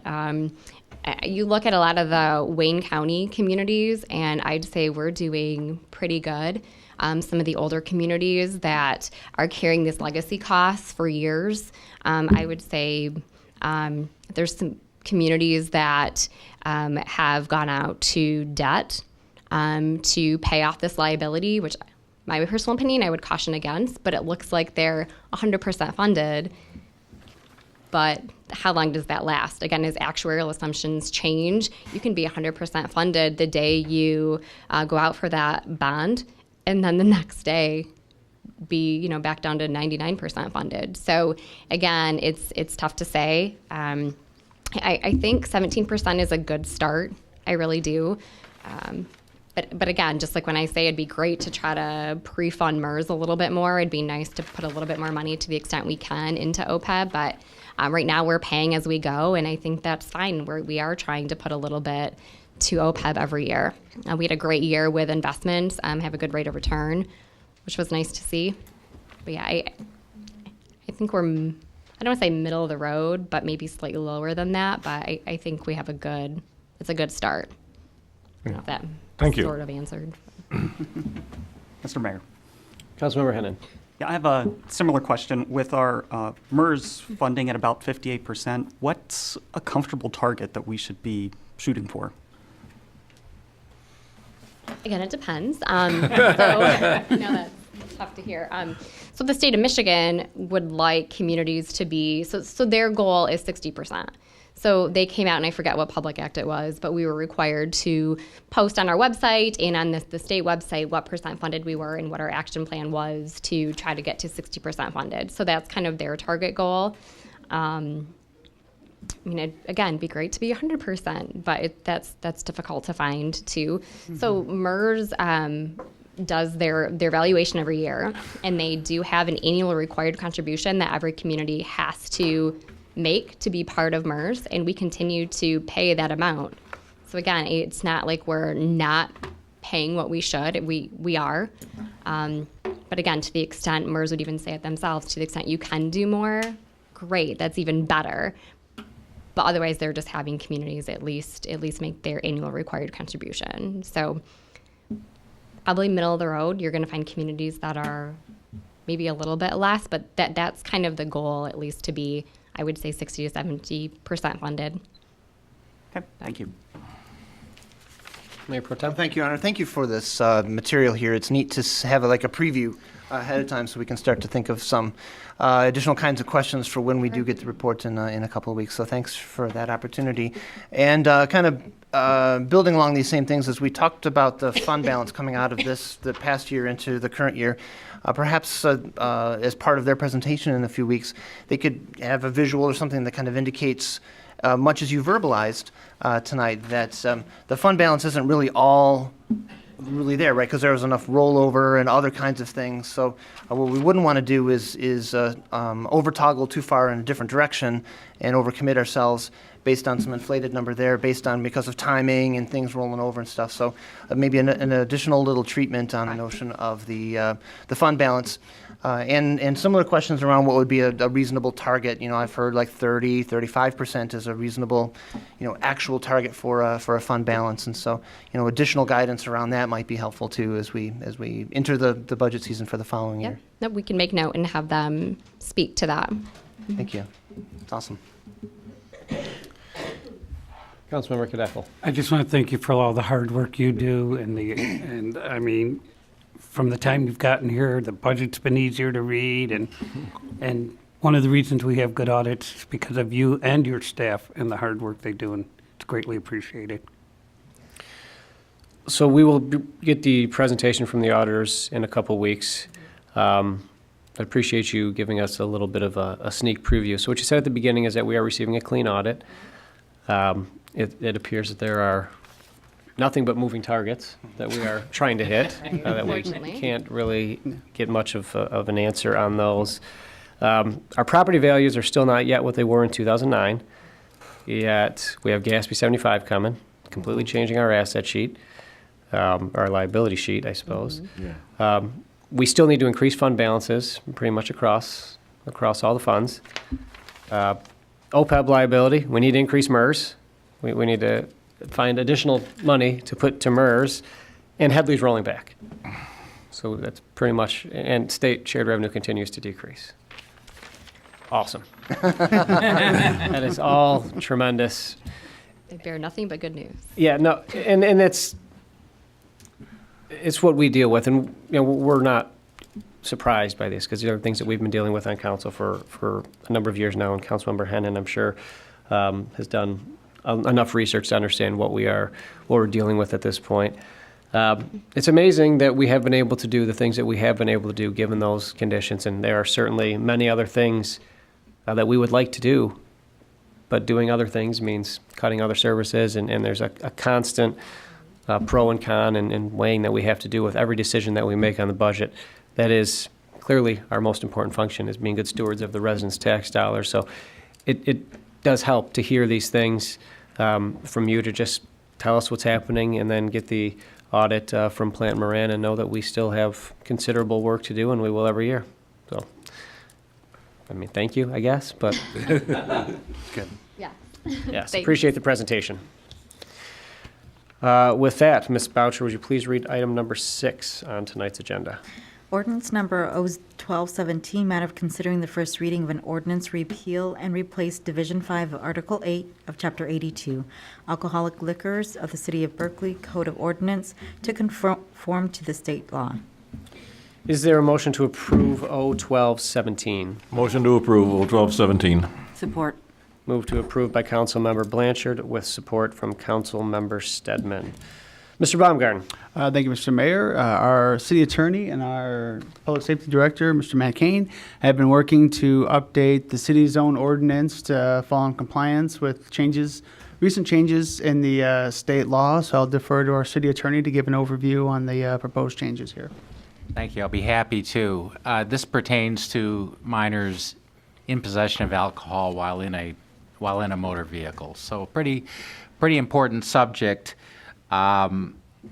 It is a separate ordinance that we have in our Berkeley Code that's apart from the motor vehicle code. Notwithstanding, we, just like every other Michigan municipality, try to track the state law and be uniform with the state law in terms of how we regulate these types of things. The state law concerning minors in possession has undergone several changes in just the last year, and in fact, the state has just put them into place. So I guess you can regard this ordinance as a little bit of housekeeping, because what it's really doing is not making any substantive changes, but for one that I'll mention. But it is an effort to repeal our existing ordinance, which is badly out of date based on these state law changes, and adopt a brand new one, which will very closely mirror and correspond to the state law concerning minors in possession. The one substantive change I referred to is under the state law, the first offense for a minor in possession is now a civil infraction instead of a misdemeanor. So since we are not allowed to, at the local level, punish an offender more harshly than one could be punished under the state law, we likewise need to amend our ordinance to make the first infraction a civil infraction. But be warned, any further infractions after that are severely dealt with misdemeanors and license sanctions, as well as other sanctions and driver improvement and substance abuse programs. So I'm recommending that you adopt this ordinance in order to update and conform our local ordinance with the state law concerning minors in possession. Thank you, Mr. Attorney. Chief? I couldn't have said any better myself. Don't you want to try? Probably more briefly, though. I'll let you go. Councilmember Kadeko. Chief, just out of curiosity, how often are we coming across minors in possessions? In my time here, I don't know if I've seen it once yet. Okay. It doesn't happen very often. I think the message is out, and that's helping us certainly. What about in your professional career? I mean, did you find I think it's gone down quite a bit. I mean, you used to see it all the time. It's definitely gone down in my experience. Right. It's still out there, though, and we all, of course, are aware of the dangers of use of alcohol and controlled substances while driving. And it's one of those things, if you can nip it early, nip it in the bud, it's better. But I would tend to echo the chief's sentiments. I think that the younger drivers these days are probably a lot smarter about it than they were back when I was that age. I think they're more conscious of the dangers as well as the very, very serious consequences when you are caught with alcohol when you're underage. If only they could teach. Or when you're caught with too much alcohol when you are past the age. I was going to say, hey, maybe some of the youth can teach some of the adults. Yes. Thank you very much for your work. Thanks. Mayor Pro Tem? Thanks. Thanks for helping us ensure that we stay in alignment with the state and help communicate this effectively. Do you guys have any visibility into additional kinds of changes like this that are coming? So I think this makes sense. I'll certainly be supporting this tonight. Are there other things on the horizon, just as we see like a more general thematic approach to updating the ordinances at the state level that we could be aware of? No, I'm not sure, and Chief, maybe you know, I'm not sure what really triggered this. This was not part of just an overall review. I think there was an effort by someone, whoever sponsored the original bill at the state level, to decriminalize first offenses. I think it was felt that for minor in possession, first offense starting out as a misdemeanor, which would give one a criminal record, was a bit harsh, and that perhaps they should get not one freebie, but one civil infraction, a little softer response than to start out before one is even at the age of majority with a criminal record. So I think that really was the impetus. In direct answer to your question, no, I'm not aware of any general trend, but certainly the chief and I, as we become aware of state law changes coming that way, we will continue to try to keep council apprised. You'll know shortly after we find out. Sure. Thank you. Yeah, and you mentioned buds earlier, so I think maybe there'll be some updates down the road as we see where that other legislation goes too. So, thank you. Just quickly, this is a minor in possession. Is there a different charge if you catch a minor that has been drinking, that has a blood alcohol level? That's different than this, right? Yeah, that is different, and that is under the Motor Vehicle Code, and that's really what is commonly referred to as the zero tolerance law. Minors need to have a very, very low, what is it, Chief, like 0.02% blood alcohol, I think, and they are considered in violation of law. So that's dealt with very seriously. That is not a civil infraction. Okay. Just want to make sure we understood that. To start out. No, if you are a minor and you have actually partaken or imbibed alcohol and you are behind the driver's seat and you are caught, you have a big problem. Right. Excellent. Thank you. With that, Ms. Boucher, would you please call the roll on O-1217? Baker? Yes. Blanchard? Yes. Hennan? Yes. Kadeco? Yes. Stedman? Yes. Turbrack? Yes. Let's move on. Ms. Boucher, please read item number 7 on tonight's agenda. Motion number M7717, matter of approving the 2017-2018 winter maintenance agreement between the Road Commission for Oakland County and the City of Berkley. The city will be reimbursed $10,423.34, which will be paid in 2 installments, 50%, $5,211.67 due in December 2017, and 50%, $5,211.67 due in March 2018. Is there a motion to approve M7717? Move to approve. Support. Moved by Councilmember Kadeco with support from Mayor Pro Tem Baker. Mr. Baumgarten. Thank you, Mr. Mayor. This is actually an item, one of those few items where revenue is going up a little bit. We're seeing a 2% increase in our payout from the Road Commission this year. This is, of course, a reimbursement for activities such as ice and, salt and snow plowing on county streets, just 12-mile Greenfield, Woodward Avenue, places where the city does not own the street, but it does fall to the local jurisdiction to maintain that, to make sure it's passable for vehicles. We've been doing this for about 15 years. As far as the partnership goes, this would put us out 2 additional years. And our DPW director, Dara Schuler, is here. He can attest to the work that his crews do in keeping these roads passable and the relationship they have with the county. Thank you. Good evening. This is the typical agreement that we see each year, basically, and RCOC reimburses us approximately $10,000 for plowing and salting, primarily on 12-mile roads. So we believe we can provide a higher level of service than our COC crews could provide. So that's essentially the root of this item. So they give us this, what I would call partial reimbursement for those activities. So I'm happy to answer any questions. Not much has changed here other than the 2% increase that we've received this year. Questions, discussion? Thank you, Your Honor. Thank you again for, as our city manager mentioned, helping ensure that funds come in to help offset some of the costs associated with the services we provide. Do we have any insights into where that 2% comes from? Again, it's a pleasant thing. I don't want to look a gift horse in the mouth and all that, but is it just to keep up with inflation? Does it even cover the increase in the material costs that we would be expending? I think it's a little bit of both. What the county has told us when we talk about summer maintenance is it's based on current bids.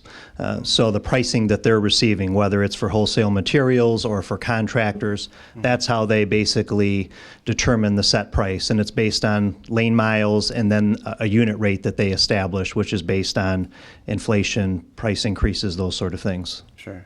Thank you. Yep. Thank you. Ms. Boucher, would you please call the roll on M7717? Blanchard. Yes. Hennan. Yes. Kadeco. Yes. Stedman. Yes. Baker. Yes. Turbrack. Yes. Thank you. Move on to item number 8. Ms. Boucher, please read item number 8 on tonight's agenda. Motion number M7817, matter of approving the 2018 to 2020 permit application municipality maintenance agreement between the Road Commission for Oakland County and the City of Berkley. Is there a motion to approve M7817? Motion to approve. Support. Motion approved by Mayor Pro Tem Baker with support from Councilmember Hennan. Mr. Baumgarten. Thank you, Mr. Mayor. This is a budgeted item that Derek and his crew at the Department of Public Works, they've been searching for the right machine. They've demoed several different machinery and to find out what does the best job for the work. One back. One back from there. Anyway, you're going to hear about a machine in a little bit. Really excited to hear about that machine. That's Just a fantastic machine. Just on the permit application. But before we get to that, I should probably start with, my apologies. This is what we got to use the machine on. This is far less exciting. This is more of a routine agreement that we have again. You did fine. Derek, you want to take this one since I've already basically set my foot in the mouth here? No problem. This is something that we run across every couple of years. Essentially what this is an agreement with the county to make repairs within their right-of-way. So if I've got a water main break in county jurisdiction, this allows us to go do that work. There's also a secondary piece to this that's for the parade, for instance, or the closure of 12 Mile when we do those handful of annual events where we do the road closures. So this covers both the utility work and those special events. Thank you. Any discussion? Councilmember Blanchard? This is at no charge to us, right? We're just getting a permit to do this work in an emergency. Like we got a water main break, we can dig up their road and fix it, and they don't charge us for this. That is correct. It's a no fee, correct. Okay, thank you. Thank you. It's a very important point. Yeah. Mayor Pro Tem. Thanks. And just kind of following up on that, can you speak to the partnership that we have with the Road Commission, the degree to which you're able to make the requests and they respond to those in a timely manner? Can you elaborate on that a little bit? As far as water main breaks, those sort of things, we always give them a heads up when we are working in their right-of-way. And we've honestly had absolutely no issues with them in a lot of those repairs. As far as special events go, a month ahead of time, usually I'm sending them the request for a RCOC road closure. And I don't believe I've had one come back that hasn't been approved. Frankly, if there's been any questions, I'm surprised. So they're very easy to work with respect to that, and we appreciate that. Thank you. Councilmember Blanchard. Thank you. I'd like to make a comment along the line. During the Irish Fest, which was in September, we reported some catch basins that were sinking, that were in the street where people were walking around. They were trip hazards, and we sent that into the county, and they were fixed within a month and a half. The county came down and repaired them all. So they're getting a little bit. They used to be a little slower, but now they're getting better. They're responding to us much more efficiently. Yes. Seeing no further comments, Ms. Boucher, would you please call the roll on M7817? Hennan. Yes. Kadeco? Yes. Stedman? Yes. Baker? Yes. Blanchard? Yes. Turbrack? Yes. Now, we're ready to talk about this piece of equipment. Ms. Bouch, would you please read item number 9 on tonight's agenda? Motion number M7917, matter of approving the purchase of a 2018 John Deere 544 loader for a total cost of $189,355 from AIS Construction Equipment, 3600 North Grand River Avenue, Lansing. Funding is allocated from account number 592-536-985-000. Is there a motion to approve M7917? Move to approve. Support. Moved by Councilmember Kadeco, supported by Mayor Pro Tem Baker. Mr. Schuler, would you like to comment on this first, please? It's the right move. All right, Mr. Baumgarten. Clearly, I get excited about capital purchases. This is a planned expenditure, and it's something that we're excited about as far as improving our fleet, making sure we have the tools to serve our residents and our Department of Public Works. Derek, you want to talk about demoing some machinery? Sure. So this is a budgeted item in the 17-18 budget. It was part of our capital equipment plan as well. So this is a rubber tire loader that's used to move and transport and load materials, rock, salt, stone, sand. It's a very much a heavily used piece of equipment in a DPW yard. So we're very excited about this purchase. I know our staff is excited as well. So we went about this in a little different fashion than some of our other equipment bids. So we put out a bid recognizing that there was lots of options when it comes to loaders. And so we put out a bid and got quotes back, and then we went ahead and demoed several of those units in the shop, had our operators go out and use these pieces of equipment and get their input on which one was the best. So I put together a detailed spreadsheet that's in your packet as well, where we're comparing and contrasting. I believe there was 6 total bids for this item, although one of the bidders was unable to provide us a demo, so we did not ultimately consider them not being able to use the piece of equipment. So the other 5, we received demos, and this process is tedious, and Sean spent a lot of time, Sean Young, our foreman, calling, setting up the demos, getting a time where they can drop one off, pick one up, get another one, et cetera, et cetera. And the John Deere was the one that sort of rose to the top, both with respect to our operator's opinion. There's a lot of factors here: cost, warranty, a lot of factors to make this decision, and we felt like the John Deere was the best choice for us. We also have a John Deere backhoe that was purchased just a couple of years ago, and we've had great success with that unit as well.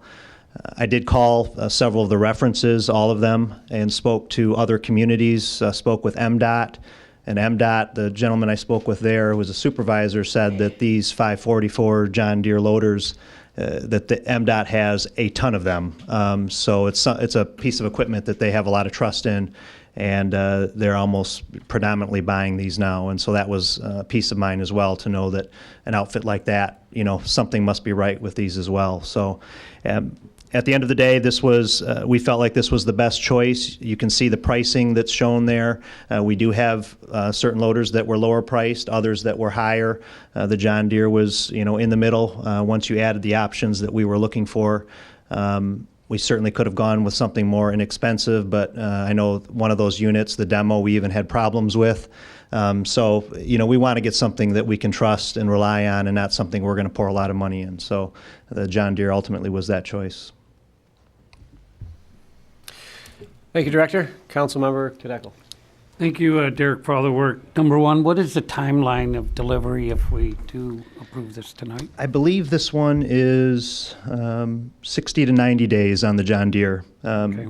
And they were all, several of them were even higher periods of time. So obviously we want to get it as soon as we can, but 60 to 90 days is what they've quoted us. And I know it may depend on amount of usage, but how long does a machine like this usually last? And I want to point this out too. We have a 2007 JCB telescoping loader that we currently use for this these tasks. And so we're planning to keep that loader and then purchase this one as well. And a couple reasons for that is that 2007 has a telescoping basket boom that allows us to do a whole slew of maintenance activities. So we can lift guys up to do light replacements and things that we frankly don't have another piece of equipment that can do that. We've also determined that it's nice to have at least some flexibility with machines. For instance, if we're out plowing snow and we need to load salt and we're working on a main break or any underground construction and we need to load materials, it's nice to be able to do both of those. So we're planning on keeping our 2007 and purchasing this one. I would give it that 10 to 15 year as a replacement cycle for a piece of equipment like this. Thank you very much. Further discussion? Mayor Pro Tem? Thank you. How long were the demos that we had with each of the different items? Was it half an hour, a day? Oh, Just curious, yeah. It was a few days. Few days? It was a few days for sure, yes. Okay, so I take it we couldn't just keep rotating, having demo after demo, and anyway, so that was discussed. I can assure you that, but no, we cannot. Well, given that we've made this choice, it sounds like a wise one. Is there any special training or certifications required on behalf of the employees? Not on the loader. No special training on the loader. And again, we had most, if not all, of our operators on these machines trying them out, and the John Deere was the choice. So, good. Thank you. Mm-hmm. Councilmember Blanchard. Thank you, Your Honor. I did get a chance to talk to some of your operators as they were using these, and they put them through the test. Did quite a lot of stuff with them. And I'm glad that you did not go with that hydrostatic transmission one, because I heard a lot of complaints about that one. But it's just a difference of going to a hydrostatic versus the normal transmission that they've been using. Going over all the specs, it looks great. I'm glad that we're going with Tier 4 emissions. Now that we got our guys trained on how to service those, I think that's a good way to go for the environment. And I'm glad we went with the 5-speed. All the options that you chose look good, so I just want to say that I reviewed the options that John Deere has and went over everything, and it looks like they made a very wise choice in selecting this particular one. Thank you. I would like to also point out we did decide to purchase an extended warranty with the piece of equipment as well, and Sean really recommended that we do that. And we've done that with some of our other pieces of equipment. I think it's a sound decision to make. Anybody else? Good. With that, Ms. Boucher, please call the roll on M7917. Kadeco? Yes. Stedman? Yes. Baker? Yes. Blanchard? Yes. Hennan? Yes. Turbrack? Yes. Now move on to item number 10. Please read agenda item number 10. Resolution number R3917, matter of considering a resolution to authorizing reimbursement of certain permit fees related to the August 28, 2017 rain event. Is there a motion to approve R3917? Motion to approve. Support. Motion to approve by Mayor Pro Tem with support from Councilmember Stedman. Mr. Baumgarten. All right, thank you, Mr. Mayor. This is, we're on number 10, right? This continues what we've already, what was our policy, it was, which is lapse, which is to waive the permit fees on the installation of backflow preventers. This brings it out to February 28th, which I think is a good date for a couple of reasons, and the reason why staff recommends it is 6 months from the August 28th flood. It's another 3 months after the public information event that we're holding on the 30th of November, so it gives people some additional time after attending that or watching the rebroadcast of that to continue to do research and make sure this is right for their home. And also, it gives some period to recover from the holiday season. So it's from now to, January 1st. It's a bit of a whirlwind. Not everybody's going to be thinking about backflow preventers. We understand. Backwater check valves. We understand. So give some time even after that for people to continue to investigate this. Hopefully this is popular. Hopefully people take advantage of this permit reimbursement, as was our process before. You would pay the permit fees, go through the normal permit process, have it inspected, have it signed off on by our inspectors, and then fill out the form, submit it to city offices, and then we would reimburse you for the fees accrued through permits. So again, we hope this is kept thing that incentivizes people, this plus good information, and a working knowledge of their home's drainage and plumbing system should just furthermore incentivize people to take the step and installing these inside their homes. So we hope it's a good thing for people. When we get to the end of 6 months, hopefully this is something that's popular that we could keep going. But again, for the reasons that I've placed in front of you before, staff made the recommendation of February 28th for the closure date on this particular resolution. Discussion. It's Mr. Mayor. Councilmember Hennon. Yeah, so I just wanted to confirm, a question I hear often is how reliable are these systems? And my understanding is so long as they're the right type is installed, they're properly installed, and they're maintained, they require a little bit of maintenance. As long as that's done, these can be very reliable devices. Yes, very reliable. We've had some pre-meetings with the plumbing company, Paul C. Scott, their representative, Christine Scott. We've had some pre-meetings with her and leading up to our November 30th informational event. She speaks very highly of them, have not seen them fail, stands behind this product 100%. I've heard a lot of other plumbers say the same thing. As you alluded to, proper installation, proper maintenance are key with these, but they are a very reliable product if well maintained, like any other device in the home. Thank you. Thank you. Mayor Pro Tem. Thank you, Your Honor. Thank you for continuing this. Obviously, this is not the only thing that we're doing to help take positive action from the event, but it is an important one. We have the 3 tiers about at the home, at the city, and at the region, and this certainly is on the home side. I think that's fantastic. So my question is around communication and then the action required by the residents. So on the communication front, if you could describe a little bit more about how and in what ways we'll communicate this particular action, assuming it moves forward from tonight, and then more broadly about the event on the 30th. Could you highlight Sure. a little bit some of the Absolutely. avenues that we're going to be communicating that? Yes, we're going to publicize this on our city's own cable station. We will be initiating a press release about it to hopefully pick up by some of the local papers to get some positive press, not only on what the council is doing for the residents, but also, again, for our November 30th event. And then, again, continue to update people as we go along and as our capacity analysis unfolds and as we start to learn lessons from that as well. So there's the print media, of course, our social media presence. We'll be trying to publicize this broadly as possible, and we ask anybody who comes across the city's postings to share them with their friends so that these things can spread. And then the print media, TV media, and social media, I think the 3 of those should hopefully make a very good indentation. Luckily, the city produces its own newsletter, so we have the opportunity to publicize it in that as well. So then those physical copies are printed and disseminated at our library and at the community center, at Oxford Towers, to make sure those that could have missed it in one of the other formats have a 4th chance to see it. So we're going to try to broadcast this as broadly as possible. Nice, thank you. And then so my second question was around action required on behalf of or by the residents with this.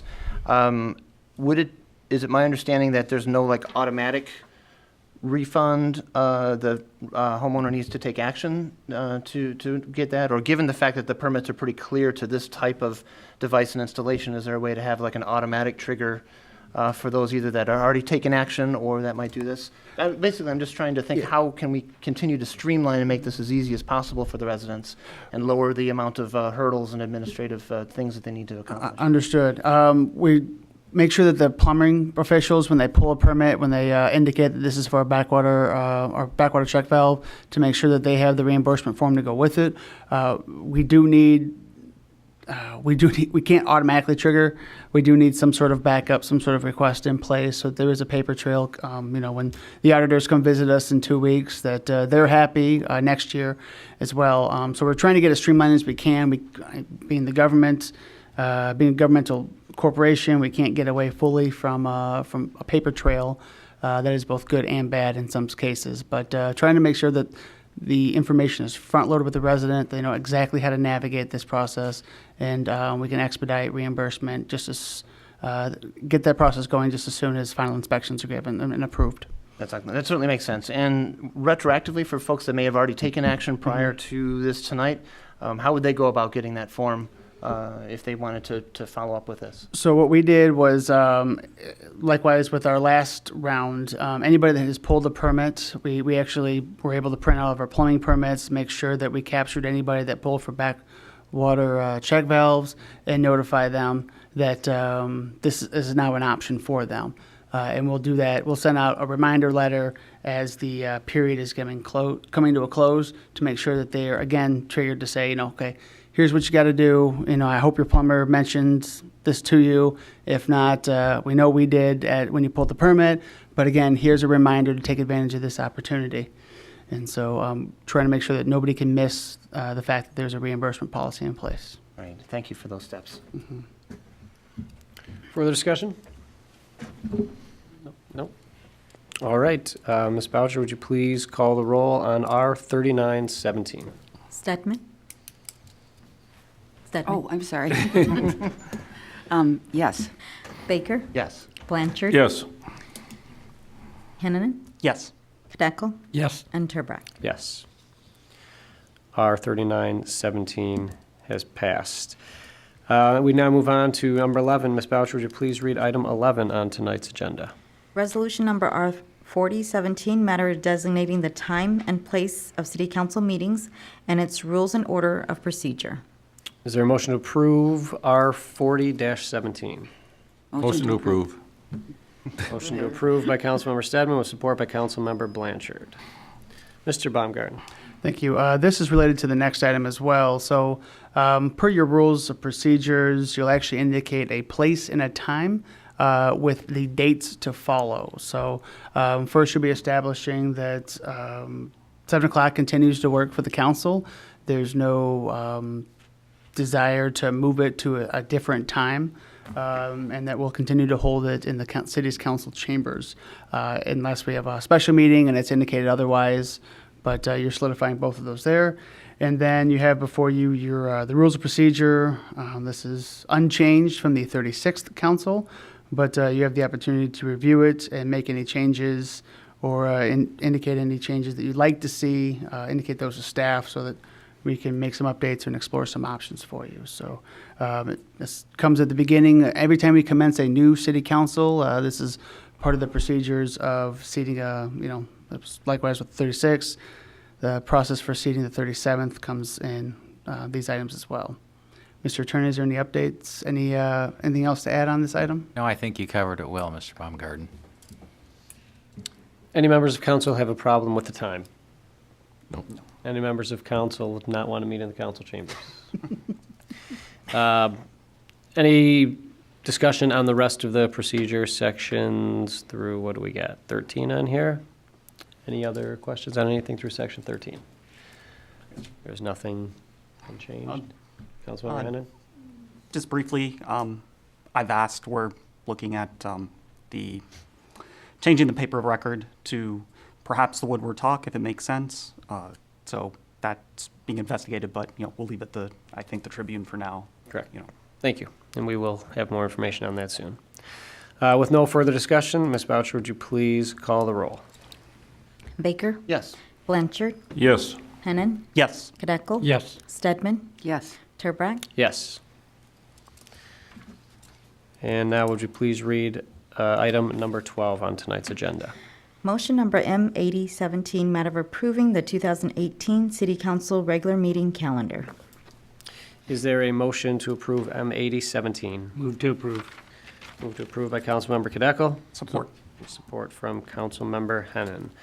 Mr. Baumgarten. Thank you, Mr. Mayor. Our city clerk has diligently looked through the 2018 calendar year to make sure that our typical second and fourth Monday schedule does not conflict with any holidays. You'll see there are in January, February, June, July, and August and September. I'm sorry, not June, July, August, and September. You'll see that we'll be meeting once a month during those periods.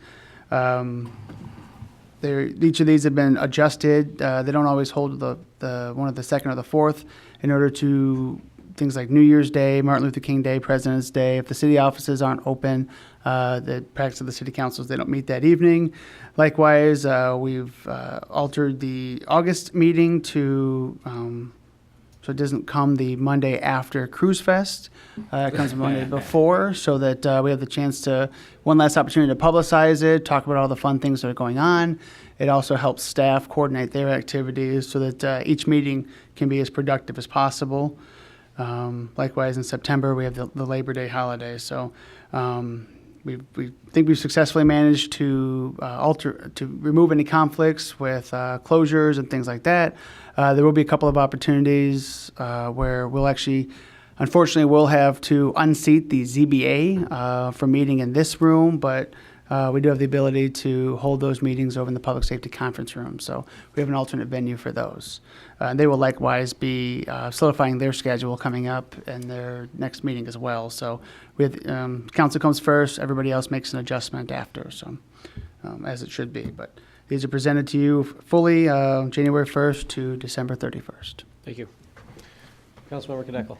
I think this is the first time in 12 years we don't have to worry about March 17th being a conflict. Good point. Good point. Mayor Pro Tem. Thank you. Thanks for your work with this. And just so we know, like other special meetings that may be coming, like the budget hearings and things, those are scheduled and identified outside of this process. Right. This is for These are regular council meeting menu. opposed You're to the exactly right, budgets sir. and There's strategy and stuff the like two that. May budget meetings That's are right. certainly not on here, even though we know we will have those. Yep. And that's through a different process, through Yes, the, sir. the budget update process. Any additional discussion on the dates? Okay. Ms. Boucher, would you please call the roll on M8017? Blanchard. Yes. Hennan. Yes. Kadeco. Yes. Stedman. Yes. Baker. Yes. Turbrack. Yes. Now move to the communications part of tonight's agenda. Ms. Boucher, who is up? Hennan. Dennis. Councilmember Hennan, you are the lucky winner in your first meeting. Hazing will begin. Well, I just wanted to say I'm very excited to get started and to start serving the people of Berkeley. And there's just one thing I want to ask to help make this successful, and there's only one thing we need people to do, and that's participate. You know, it can be just as simple as just dropping us a quick note. Let us know what you're thinking. Let us know what you're concerned about. Let us know what we're doing well.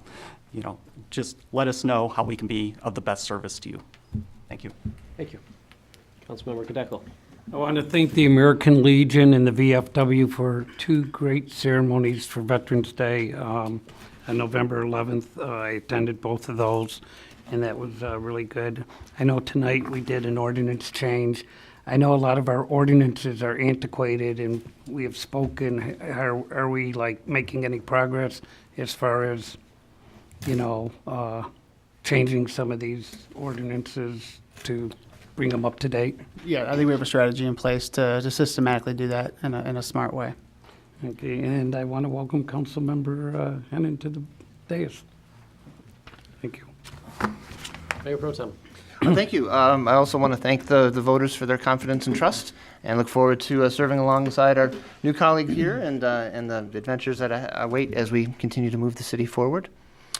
Our Downtown Development Authority DDA board met 2 weeks ago, and they now have some additional talent as part of the team to help them make wise decisions and move the city forward. We have two student members, Maggie and Eli, who are Berkeley High sophomores, attended the session and look forward to their voice from another perspective, which I think is really cool. And there's far too many events for me to list here of the awesome things that are happening in and around our downtown for the holiday season that is upon us. I'd encourage you all to please take a look. Downtownberkeley.com is the website there, and there's great information on the various things. The use of social media is excellent between the Twitter and Facebook and other platforms to help communicate all of the great things that are going on throughout our downtown as greatly embraced by the businesses and folks involved with all those events. It's fantastic. And something to help guide you around the city, the DDA is working on a map of the great, shopping and dining guide map of the downtown area with a wide assortment of establishments and shops to help support. So look for that map coming along soon. Awesome stuff. The Historical Committee met yesterday afternoon. And if you haven't been to the museum in a while, it's about time you do, because they've been doing some great work with more exhibits and new materials available. And there's a great opportunity for you to visit the museum at the conclusion of the Holiday Lights Parade coming up here on December 2nd. They continue their fine tradition of opening the doors of the museum with cookies and other refreshments and things. Plus, they might fill your mind up with some really cool information as well. So if you get a chance to check out the museum, then that would be great. And Joyce Meyer once said, "Don't be afraid of change because it is leading you to a new beginning." Again, that's don't be afraid of change because it is leading you to a new beginning. And I'd like to just close again with my appreciation and gratitude to Mayor O'Dwyer and to Councilmember Graveland for all of their great work. They too face a change as they move into different phases of their life and their experience. And again, I'm really pleased to be a part of this and to join new colleagues and old familiar faces to help do what we can do to continue to move the city forward. Thank you. Thank you. Councilmember Stedman. Okay, first of all, the Beautification Committee. Doug Deeds announced tonight that there will be another holiday lights contest. Not really a contest, but we will look at pictures of various holiday light displays and select some winners that we'll give awards to. You may nominate yourself. You may nominate a neighbor. And we'll be looking around, as we see houses that are really well decorated. You need to have them in by Sunday, December the 10th, to the Beautification Committee. And that should be, you can find that online. December 13th is when we'll meet with pictures and make a decision. And then Monday, December the 18th is when we will present the awards. And the library board, please just refer to the website. They have so many events going on there all the time that it's really hard to read them off. Also, on a sad note, I'm sure many of you heard about the Farmington Hills family that lost their two cats that were in the Guinness Book of World Record and their entire house in a house fire last Sunday morning, November the 12th. And I just wanted, I don't know how many of you know this, but they are doctors that have a business in this city on 11 Mile at the Be Well Clinic. So I just wanted to say that that's somebody that's a part of Berkeley. Okay. Thank you. Have a happy Thanksgiving. Councilmember Blanchard. Thank you, Your Honor. A couple of things. I'd like to say that I was able to attend the Military Appreciation Day at the high school. It was a great deal. They had a number of veterans come, and we talked to the kids and answered their questions and explained to them what the military was, and it was a very informative day. It was very enjoyable. And I would like to thank the VFW and the American Legion both for their ceremonies on Veterans Day. So thanks for that. I'd like to thank the voters for giving me another chance to spend my Monday nights here in City Hall. I'd like to welcome Dennis. Looking forward to working with you and working back with the new mayor and Steve Baker again. Appreciate that. As a member of the or liaison to the Chamber of Commerce, the Chamber of Commerce has started the thing I talked about a little bit before. It's called Explore Berkeley Gift Certificates.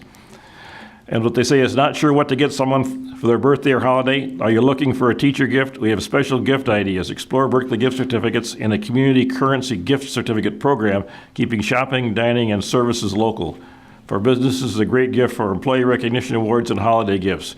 Redeemable at over 30 businesses, all chamber members. Let your gift recipient choose. You can order online. There's two ways you can do it, through the chamber or through the Berkeley Education Foundation website. If you use their website, they get a small percentage, so it's a little help to the Berkeley Education Foundation. But they come in $5, $10, $20, and $25 denominations, so it's a good way to give somebody a gift and keep the money here in the city. And the other thing, you can spend those gift certificates Saturday, November 25th, which is Small Business Saturday. And believe me, we got a lot of small businesses in Berkeley that would like your money. So go online, get some gift certificates, give them out to your friends, and then go downtown on Saturday and have a good time. So thank you. Mr. Baumgarten. Thank you, sir. I have 4 quick updates for you. First, I want to thank the city council and the residents for continuing to push DTE towards giving more information and getting active in our community. We had another power outage this past week. What I heard today was some good news, and it's good news that comes from the actions of this body, especially thanks to Mayor Pro Tem Steve Baker for knowing exactly which levers to pull. But I heard today that DTE has finished outlining a tree trimming program. This project was initiated because of many power outages occurred during inclement weather, and most were caused by tree interference. So that actually went to their tree contractor today, and we should see crews out shortly. The customers that are going to be affected and the businesses as well, they're going to be getting direct mail communication so that they know what's going on.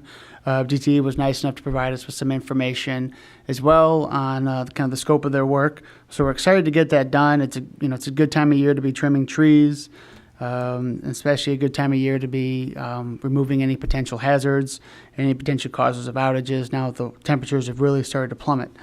Next up, they also noted that their engineering department has been designing a project that involves new wires, replacement of existing wooden poles, and installing additional pieces of equipment in the area where we've had I think 6 or so outages. They expect that to be released to the field construction crews by the end of calendar year 2017. With actual construction to begin thereafter. So DT is going to get real busy in Berkeley here pretty quick. It can't come soon enough, but we really appreciate the fact that they've begun to respond to these issues. And I know they feel, as an organization, they feel terribly about service interruptions.